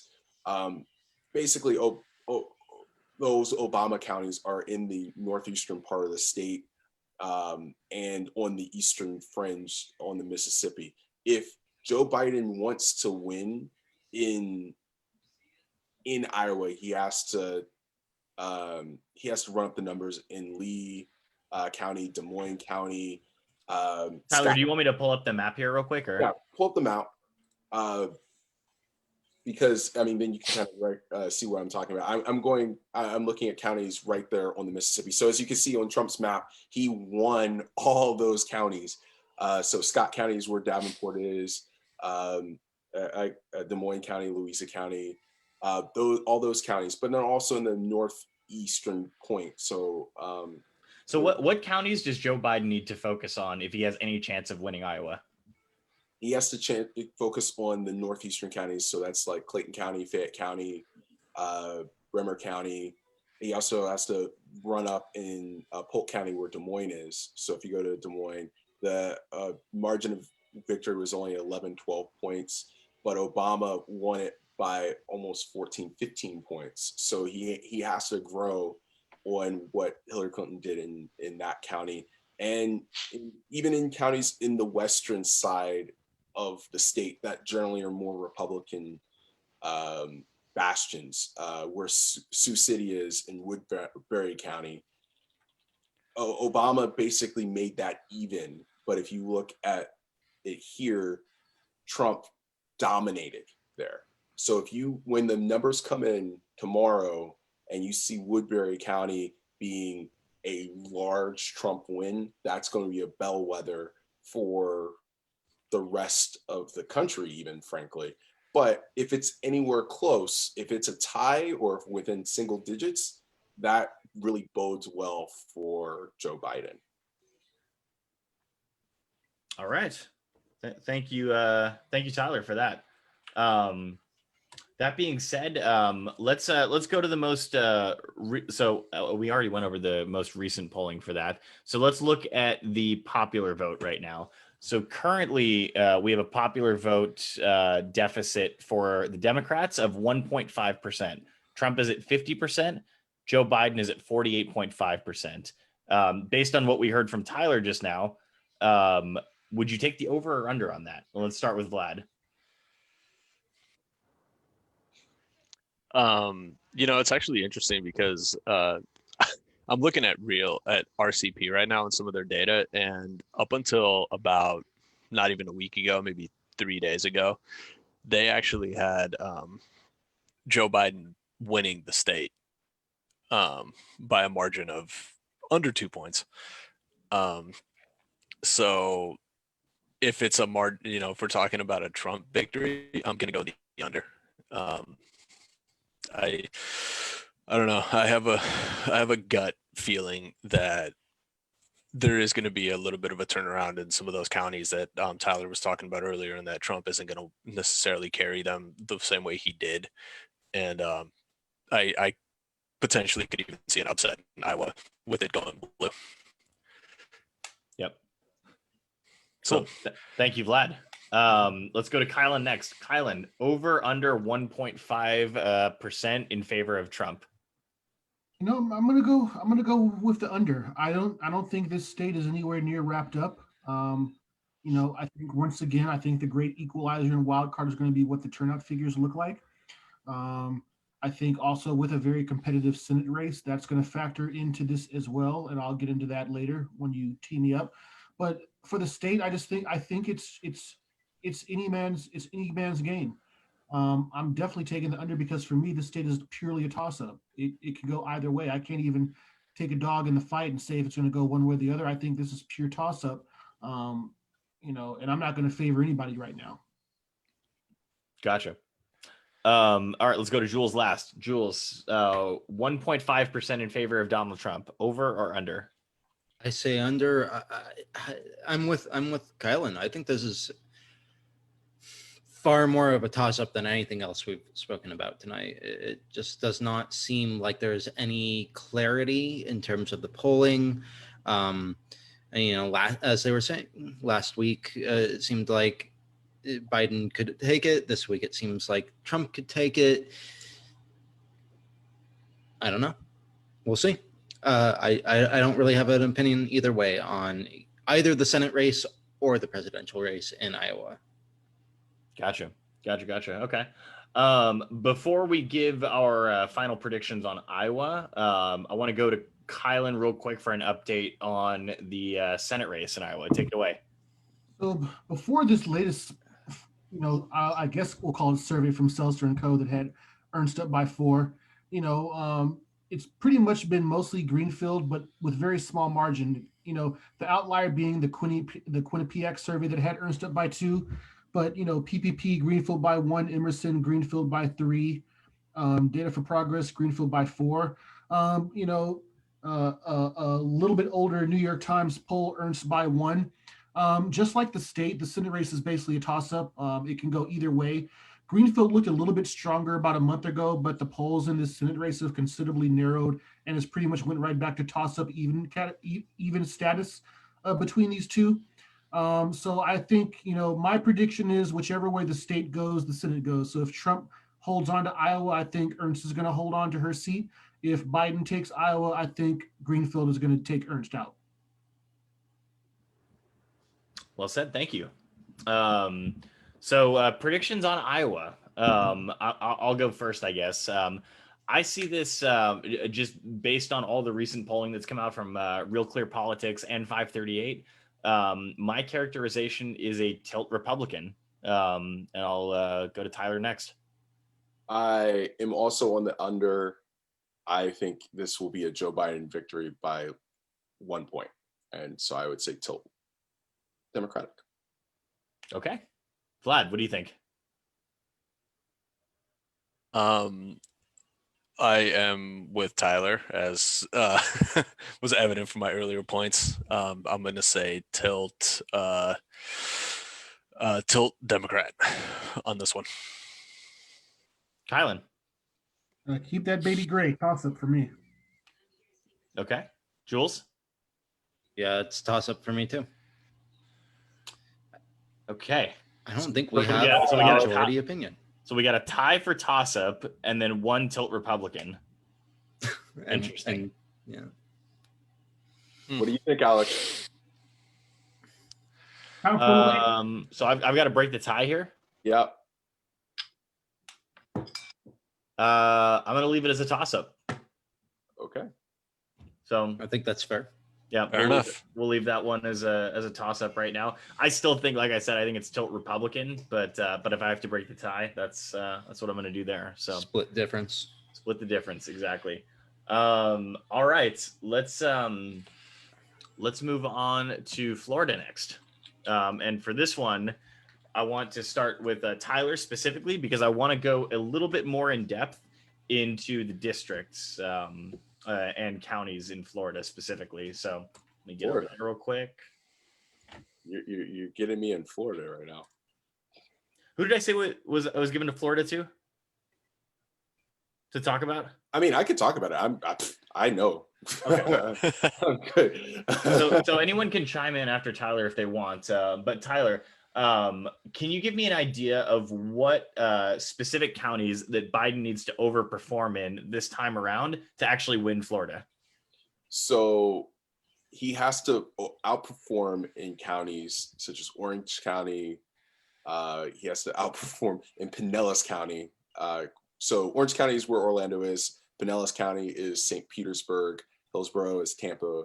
So the Tampa Bay area, Orlando, that is where you got a mixture of the North and the South. It's kind of weird. Florida's kind of flipped. The northern parts of Florida are really deep Southern roots, more red, working class people, while down south is more of those transplanted people that have come there with more liberal ideas. So Miami-Dade, West Palm counties, Broward County, those are all counties that.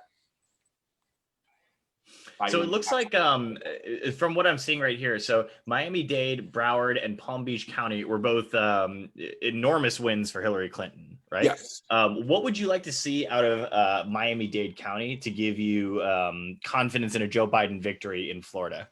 Well, but if you're in Miami-Dade County, Hillary Clinton outperformed Obama in Miami-Dade. Oh, really? Oh, interesting. So okay.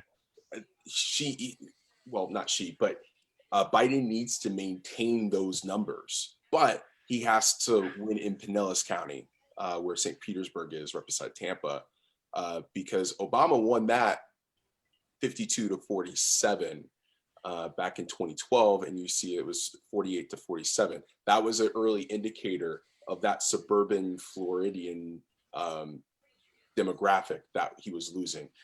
Jacksonville, where we have Duval County, Romney won at 51-47. It was a lot closer there. That's the kind of stuff that Biden needs to do, because Duval County is actually one of the most populous counties in the country outside of Miami-Dade. We talked about Cook County, in where Chicago is, Los Angeles County, and Maricopa County and Harris County. Those are big counties. Duval County is actually one of the larger counties too. He needs to either win or be set there and win in counties such as Pinellas and Orange County. Gotcha. Anyone else have anything to add in Florida? I'm not about covered. It's a toss up. Florida will be known tomorrow. It'll be known late tomorrow, but Florida will be known tomorrow. Just to confirm, before you go any further, so Florida's another one of those states where they can start counting early votes before Election Day, correct? Yes. Got it. Okay. Continue, Colin. Sorry. Yeah, like I said, we'll know Florida tomorrow, and that'll go a long way, because if Biden takes Florida, you can pretty much put a bow on it. So, yeah, Arizona's nice. North Carolina would be great. Georgia would be great. Pennsylvania would be wonderful. Ohio would be a coup. But, you take Florida, you can wrap a bow on it. Gotcha. So with that being said right now, Florida is an interesting state, because that one's kind of gone back and forth throughout the course of the election season here. But as it stands right now, Florida, according to 538, the popular vote margin is about 2.5% in favor of former Vice President Joe Biden. So I'll start with Tyler. Tyler, over or under 2.5%? I say over. Joe Biden wins it by 3. Okay. Confidently too. I like it. Let's go to Vlad next. Vlad, over or under 2.5 in Florida? RCP's got it at 1.8 right now. But I do think it's going to come down to the same coronavirus effect that we were talking about in the kind of the Rust Belt. Florida's heavily reliant on tourism in their economy, and pandemic shut down tourism. So I think that is going to really drive the over in favor of former Vice President Joe Biden. Oh, so okay. So over 2.5. I think so. I think it's going to be closer to 3 to 4. Gotcha. For a state that is normally comes down to the wire, 3% would be amazing. But it would be telling for the direction that this country's headed in, hopefully. Good, correct. Yeah, for sure. I would say that, if I remember correctly, is one of the largest wins in Florida since Clinton won it in '96. For Donald Trump, you mean? No, if it's a 3-point victory, that's huge because Bill Clinton won Florida by it was 6 points in 1996. And we know how 2000 went. 2004 was still close-ish. 2008 was close. 2012 was close. Florida is one of those 50-50 states. Yep. So according Historically. to 2016, the margin of victory was 1.2%. Yep. So according to Vlad is thinking that the Democrats are going to outperform 2016 by around 4%, basically. So I think that's pretty steep, but hey, I would love to see it. But I guess we'll see what happens there. Kyla, let's move on to you next. I'm a gambling man, Alex. You're a gambling man. I hear it, man. Let's go to Kyla next. Over or under 2.5% in Florida? I'm taking the under. There's a lot of competing factors that still takes it right back to toss-up status. Trump is really, really bleeding from the older vote in Florida due to the mismanagement of COVID. But where he's lost there, he's gained in the Cuban and the Venezuelan Hispanic community because he did a good job of doing the whole socialist boogeyman thing. So for me, that just evens out, and it's toss up for me. Okay. Jules, last one to you. In Florida, Biden has a 2.5% popular vote lead, according to 538. Over or under? Shit, man, I'm going over. I think that the coronavirus effect, I think the older voter effect that they're leaving Trump, I think that's a big deal. I also think the polls might be skewed somewhat towards the Republicans. I see a more decisive win than Democrats have had in Florida in a little while. And I base that off of everything we've spoken about tonight, that Trump's numbers are depressed in a very large way. And I think that we're going to see a very distinct referendum on Trump's leadership. And I think that's especially in a state that has so many elderly who are so susceptible to dying from coronavirus, and Trump has done nothing. And I think that we're going to see huge numbers. We've already seen huge numbers in terms of early voting from Florida, and I think we're going to continue to see huge numbers banking towards Biden. So I'd say 3. Okay, we got another one for the over. Thank you, Jules. All right. Now, after all that, let's characterize how we feel about the state. I'll start you guys off. I think that Florida is going to end up being a tilt Democrat. I think it's going to be a slim margin, but I'm going with tilt. Let's go with Tyler next. Because I've characterized it as +3 Biden, I would say lean. Lean. Okay. Vlad? Because I went so high on the over, I'm going to go with lean. I got to stick to my guns, man. Kylan? Awesome. Toss up. Okay. Jules? Lean. Oh, the leads win. Wait. Hold on. Jules, you went under on this one though, right? No, I went over. Oh, you did go over. Okay. You went over. Yep. My I went memory, over. My memory's terrible. So, all right, we're calling Really it a bad. That was like 10 seconds ago, man. You know what, man? This episode's sponsored by White Claw. Oh, you're anyways. a total Floridian now. Yeah. As long as it's not sponsored by Sky Vodka. So, okay. So we're calling it lean. I'm not happy about it though. I don't think it's a lean. I Sorry, dude.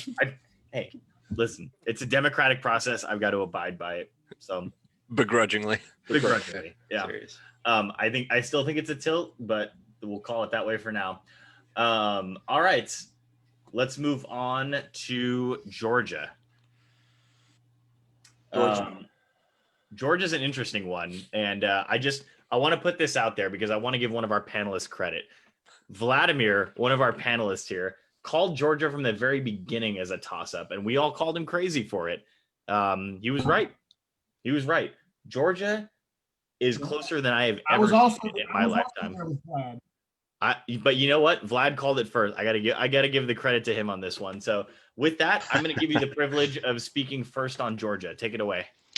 Thank you very much. I appreciate that. And as the only other person in this panel that didn't try to crucify me, I also want to give a shout out to Kylan for agreeing with me. Yeah, I agreed with you too. I'm sorry, Jules. My memory isn't that good. I can only remember one person. Fair enough. So, looking at recent polls coming out of Georgia, it really has become like a complete and utter toss-up. Just today, there was an Emerson poll published. It's an A- poll that has Trump +1. A couple of days ago, there was a Monmouth University poll, which is an A+ rated pollster that has Biden +2. So, it really is kind of a crapshoot at this point in regards to who's going to win. For kind of historical context with Georgia, looking at the state, it hasn't been carried by a Democrat in a presidential election since 1992, and even then, the margin of victory was under a point. And it was because of Ross Perot. Exactly. That's the only reason why.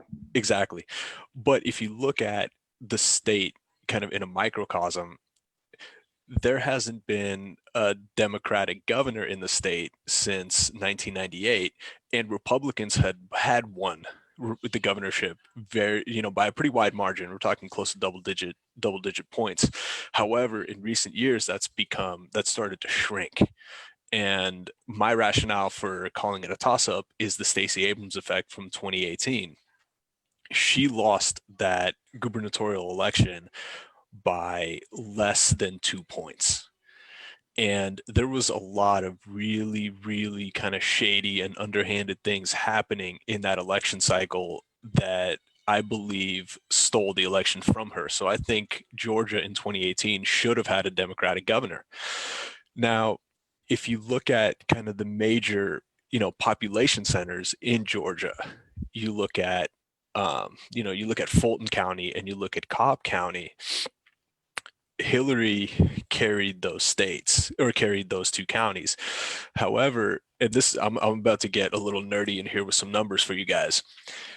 There was a grand total in those two counties of just about 670,000 votes cast for all the candidates. As of this most recent election cycle, and this is data pulled directly from the state of Georgia, there's 1.3 million registered voters in those two counties. If turnout is high, and from what we've seen kind of across the country so far, you don't have to look, just look at Texas where they've already exceeded their turnout. If turnout is high, and that's basically 700,000 voters who did not cast a ballot in 2016. So I think there's enough there to be able to flip Georgia blue for the first time in a long time.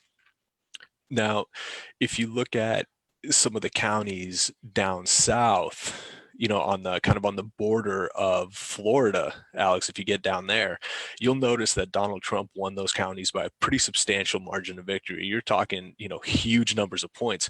However, if you look at the populations in those counties, you're talking a couple of hundred votes. So if Joe Biden is really able to build on the counties that Hillary won and concentrate on those major population centers, and the fact that Donald Trump's popularity across the country is kind of waning and he loses some of those votes in rural Georgia, I think there's a strong chance that the state could possibly go Democrat for the first time in a long time. Thank you, Vlad. I appreciate that. Tyler, do you have anything to add to that, or? So as of a couple days ago, I think actually this was yesterday. Yesterday, the number of votes in Georgia was 94% of what they did in 2016 already. Wow. Mhm. Wow, that's insane. The turnout Yep. is ridiculous right now. I'm just thinking of areas in which Obama was able to pull counties to the left. We've talked about some of the suburban counties in Atlanta, but to the southern suburbs of Atlanta, Rockdale County, Henry County, Clayton County, that's down to the southern part of. So there's Rockdale. Go over to the west a little bit. Those counties right there were pulled further to the left, and they're still being pulled further to the left. Biden needs to win those counties. Biden also still needs to win around Columbus and Muscogee County, and Chattahoochee County. Sorry, some of these county names are just out there, but those are the kind of counties that Biden needs to win. But I think the demographic changes in this area, the turnout in this area, it's going to be the same thing in Alabama, in Mississippi, and in South Carolina. We kind of talked about that in terms of turnout there. It's definitely going to favor the Democrats. I mean, when you have over 90% of the votes already cast in places like North Carolina, South Carolina, and Florida has over 91% of their votes already cast before Election Day. This will be very difficult for them to defend because a majority of those votes will be in places such as Augusta, Macon, Columbus, those generally bluer areas. Gotcha. Thank you, Tyler. Kylan, Jules, anything to add to that, or? Well, yeah, I would say with Georgia, more than anything else, it comes down to the turnout. If we can get the very large amount of the Black vote out in the Atlanta and the surrounding area, and as Tyler was saying in, sorry, I lost my page here. Yeah, in Atlanta, excuse me, Columbus and Savannah and Augusta and Athens. If we can drive those numbers up, because we're only talking about a 5-point margin of victory from Trump last election in 2016. So if we can bring those numbers up, and it does seem like the excitement is there, it does seem like the motivation is there. Went out some of those suburbs like Chattahoochee, which has the greatest name ever.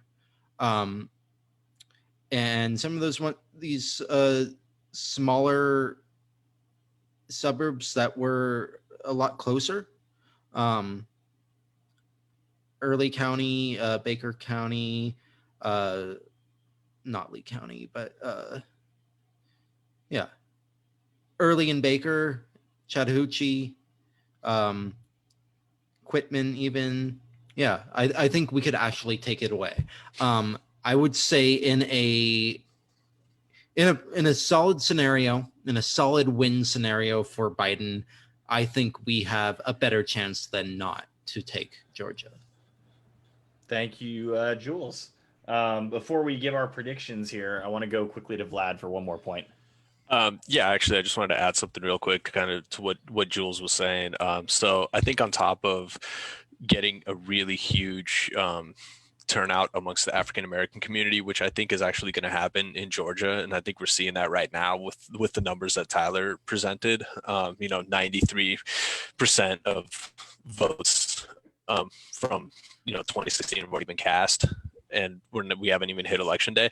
But I think the thing that's going to actually hurt President Trump, and not just in Georgia, but in other states that could be considered more battleground, is he is hemorrhaging support from non-college educated white women who probably put him into the White House in 2016.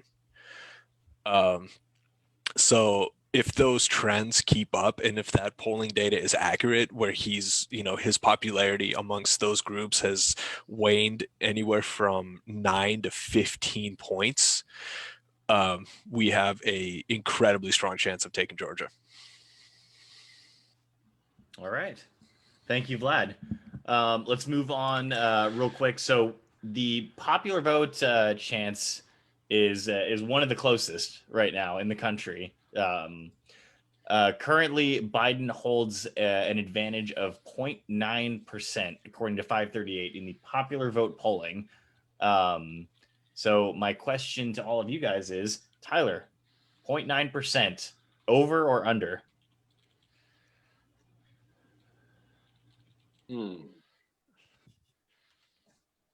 I'm gonna go with the over. One way or the other, it will be an over. But I would characterize it as a complete. Well, no. So let me just clarify. So it's 0.9 for Biden. So you can't call it for either one. So you have to say, like, if it's gonna go to Trump, you got to call it an under. So okay, I'll go over on Biden. Okay, over 0.9. Let's go on to Vlad next. Vlad, 0.9% in favor of Joe Biden in Georgia. Over or under? I mean, I have to stick to my original prediction from episode 1. I think Georgia's I think Georgia's gonna be just the tiniest shade blue. So I'm gonna go over. You go over. Okay. Kylan, 0.9% in Georgia in favor of Joe Biden. Over or under? I'll take the over on that. You also have to remember, since 2018, 800,000 Georgians have been registered to vote, which is definitely something to be considered. Not to mention, in addition to that, driving up additional turnout are two very, very competitive Senate races that we have going on in Georgia. We have David Perdue against John Ossoff. As we all know from the viral moment, John Ossoff took David Perdue's balls, flambéed them, and handed them back to David Perdue. And then David Perdue did the bitch walk and escaped the next debate. So David Perdue has hurt himself. Most polls have John Ossoff by 1 or Perdue by 2. That's a toss-up. And then we have the special election between Kelly Loeffler and Raphael Warnock and 25,000 other people. That's more than likely going to be headed to a runoff in January, because I don't think there's any way with that type of, jungle election that anyone's going to break 50%. So that's going to go into runoff territory. But honestly, both of those Senate races can be had by the Democrats. And so, that's also going to be a big part of. Kylan, I have a question for you. Yes. Do you think that the regular Georgia seat election between Ossoff and Perdue will go to a runoff, or will it be won as a majority? If it is going to be won as a majority, it's going to be Ossoff. Otherwise, we're going to have 2 runoff elections in January.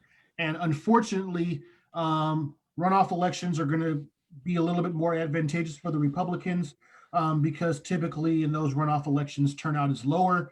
All the excitement from the presidential election has waned. And I just don't think there'll be enough people to show up in the special election to put either Democratic candidate over the top. So, Ossoff has a good chance to take Perdue out. It's going to be tough for Warnock in the runoff in January, but you never know. You just never know. But it's going to be tougher. All right, thank you, Kylan. Let's go to Jules last. Jules, are you taking the over under on Georgia? Over. Oh wow. Everybody's taking over. That means it's a lean. It's immediately. Yeah, I would say No, I would say no, it's it either doesn't. a tilt. I'd say it's a tilt. I'd say that small of a margin is still going to be a tilt. I'd say the over is still tilt, but I think it's a strong tilt. I wouldn't even call it a strong tilt at this point. I would call.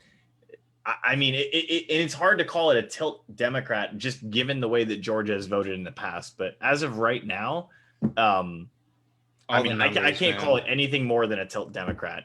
Alex, you have to look at how those races have tightened over the last 4 election cycles. The margins have gotten so much smaller in the state of Georgia, and the Democrats have been making so many inroads into the more, into the more urban areas and also into the suburbs around, the major metropolitan areas, that you can't, looking at past results, you have to look at that trend. And that makes me, I'm kind of with everyone else on this one. I'm gonna say tilt heavily, if not lean. Okay. Tyler, tilt or lean to the Democrat? You're gonna hate me, but if it's going to be more than 1%, I mean, realistically, to me, if it's tilt, if it's within a 1%, 1 to 2%, that's kind of how I feel too. I mean, it's. I want to say lean because it's going to be over 1%. I think it's going to be like 1.5% to 2%. But I will go lean or tilt Democratic. Sorry. Yep. Okay. Anyone else object to the tilt designation? Oh, Tilt it is. All right. It is currently 9:08 on the West Coast here. We got 3 more states to get to, so we need to move this along a little bit here. Real quick though, I wanted to thank everybody for voting in our poll here. The current results are we have 21. So in the current poll that we have going right now, who wins the election? Joe Biden currently with 90% of the vote at 21 votes. Donald Trump at 9% with 2 votes. So it's clear where our audience stands on this election. So thank you, everyone who voted in the polls. We appreciate it. Moving on, let's go to North Carolina next. And to North Carolina, I want to go to Tyler first. So a place that I've lived and I know very well, it's going to come down to the Research Triangle, the Triangle, which is Raleigh, Durham, High Point, the Triad, which is Greensboro, Winston-Salem, Greensboro, and actually it's High Point there. Chapel Hill is in the Triangle, and then the Metrolina area, which is Charlotte, which is what I've said before.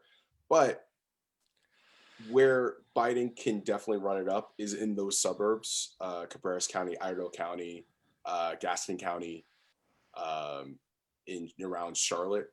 Union County is going to be a big decider of everything because the more he will win there, the better.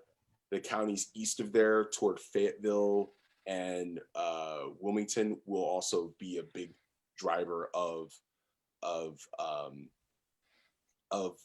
Biden's win in North Carolina. I'm already calling it. It's a tilt Democrat. All right, so we know your answer already. Yeah.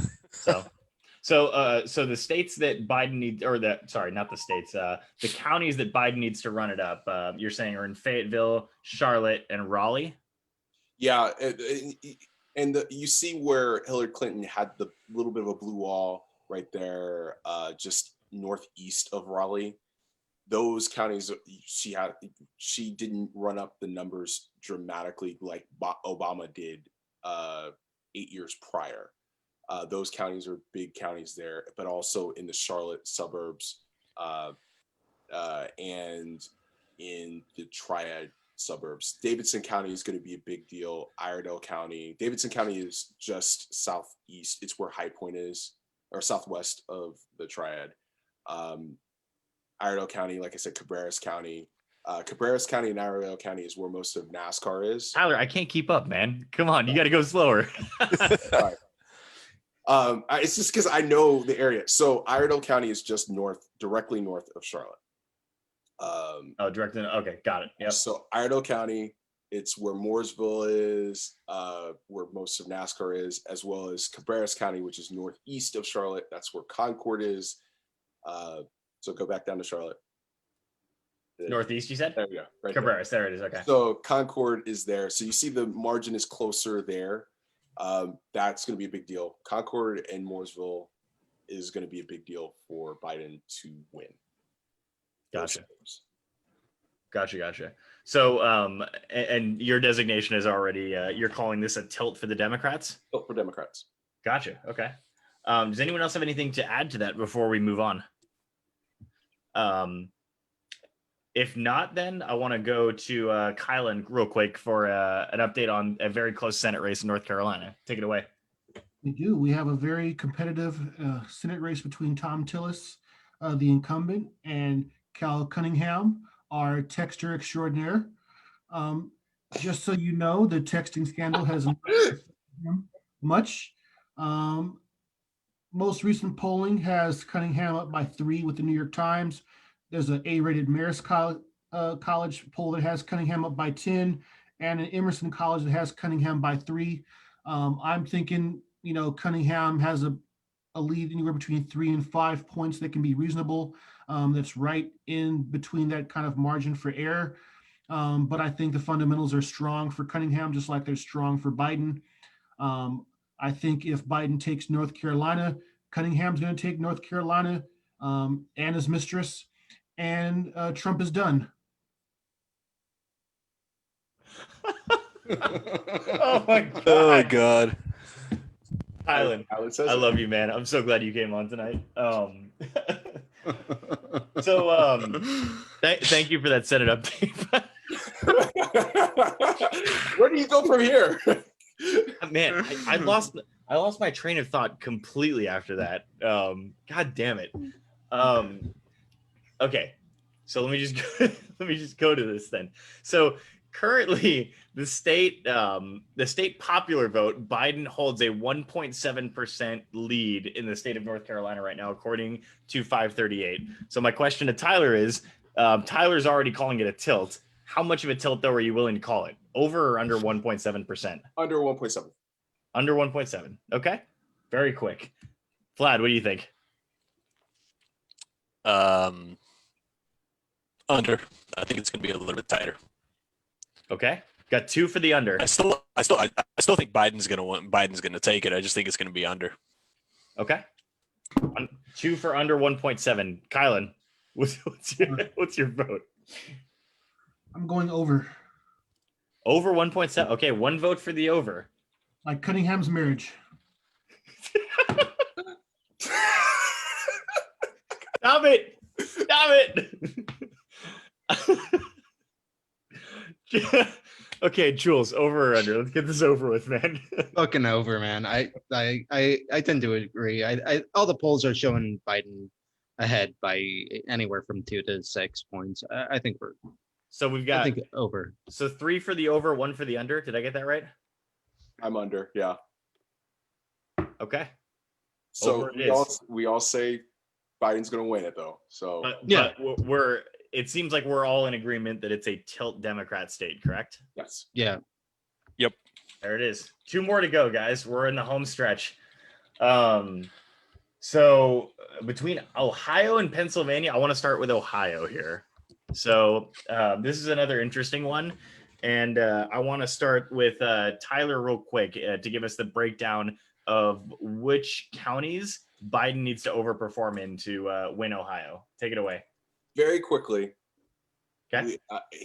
It needs to be in the Cleveland suburbs, the northeastern suburbs, such as Lake County. It has to be a tie, if not a Biden win. You have Sorry, where's Lake County? Lake County is on the lake, just northeast of Cleveland. Northeast of Cleveland. Oh, there it is. Okay, gotcha. So you can see Donald Trump blasted out the numbers there. Obama had kept that county close. Stark County, which is just south of Akron. So look at Cleveland, go directly south. Yep. So you can see Donald Trump blasted out that county as well. Obama generally kept that county even. And then also you have Montgomery County out where Dayton is. Another one that will be a bellwether. If Donald Trump does well in those counties, he wins Ohio. But I don't think he will. I think this is a totally toss-up state, but I do think it leans or tilts toward Democrats. Republicans, you mean? No, I think for Democrats. Wow. Okay. Wow. That was interesting. Okay. So to piggyback off of what Tyler said, right now the popular vote in Ohio has gone back and forth. Currently, right now, 538 has it at a 0.6% advantage for Donald Trump. So Tyler thinks it's a tilt Democrat, so I already know where he stands on that. So Vlad, over or under a 6.6% advantage in Ohio for Donald Trump? God. I'm gonna say under, but that's strictly because I really, really think that Ohio is gonna be a true toss-up. And it might be the first case in a little while where a president might win an election without carrying the state of Ohio. First since 1960. Yep. Wow. I think that might be the case this time around. So I'm gonna go true toss-up. I'm hesitant to call it lean Republican or tilt Republican, but I'm definitely going the under. Okay. All right. So we've got one tilt Democrat and one toss-up. Kylan, you're next. Over or under a 0.6 advantage for Donald Trump in Ohio? I'm gonna have to go under for Donald Trump, only because I feel that Joe Biden is gonna eke this one out. So it has to be under. I think, I think with turnout the way it is, I think he's gonna be able to shave off a couple of percentage points, out of Cincinnati. So I think, I think Youngstown, he's gonna, shave off a point or so. I still think the comments that he made about disparaging Goodyear and American Tire Company, hopefully that might play and come back to haunt him a little bit and shave a point here or there. You shave a point here or there enough times, and you flip a state. Thank you, Kylan. All right. So we've got one tilt Democrat, one toss-up, or no, I'm sorry, two toss. Kylan, you characterize it as a toss-up, correct? Yes, I did. So 2 for toss-up, 2 tilt Democrat. Jules, over under 0.6% in favor of Donald Trump in Ohio. Under. I'd characterize it as either a toss-up or very, very narrowly tilt them. I'm not sure which. I'll tie break if I have to. Well, shoot, I was about to characterize it as a tilt Republican. So that kind of this is a toss-up then. So we got to call it a toss-up. We're toss-up. Yeah. So, yep. Yeah. So Go with that. So Ohio characterized as a toss-up. So just to give everyone a heads up right now, Biden and Harris are currently at 331 electoral votes to Trump and Pence's 163 right now. And we're going into the last state of the night, which is Pennsylvania. Now, just a little background on Pennsylvania.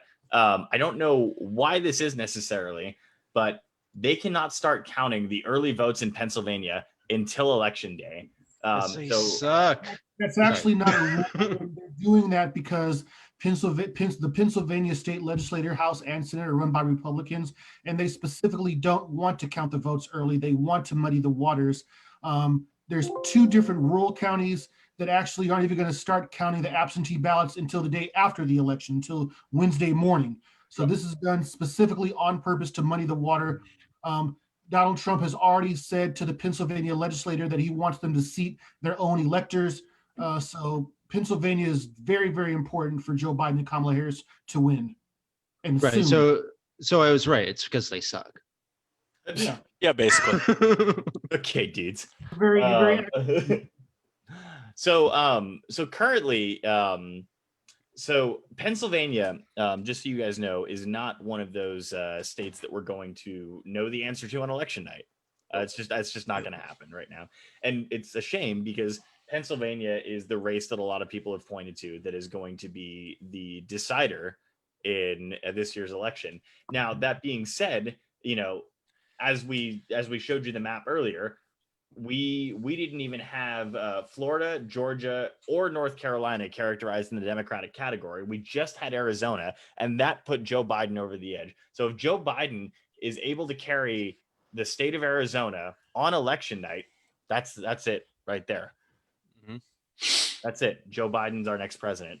But it comes down to that, like I said. So That's but also that- true for Georgia or North Carolina, Or because those Florida. will come in, or Florida, because that's those will come true, in first. but so Correct. based on the polling, I see Arizona as having a better chance to like.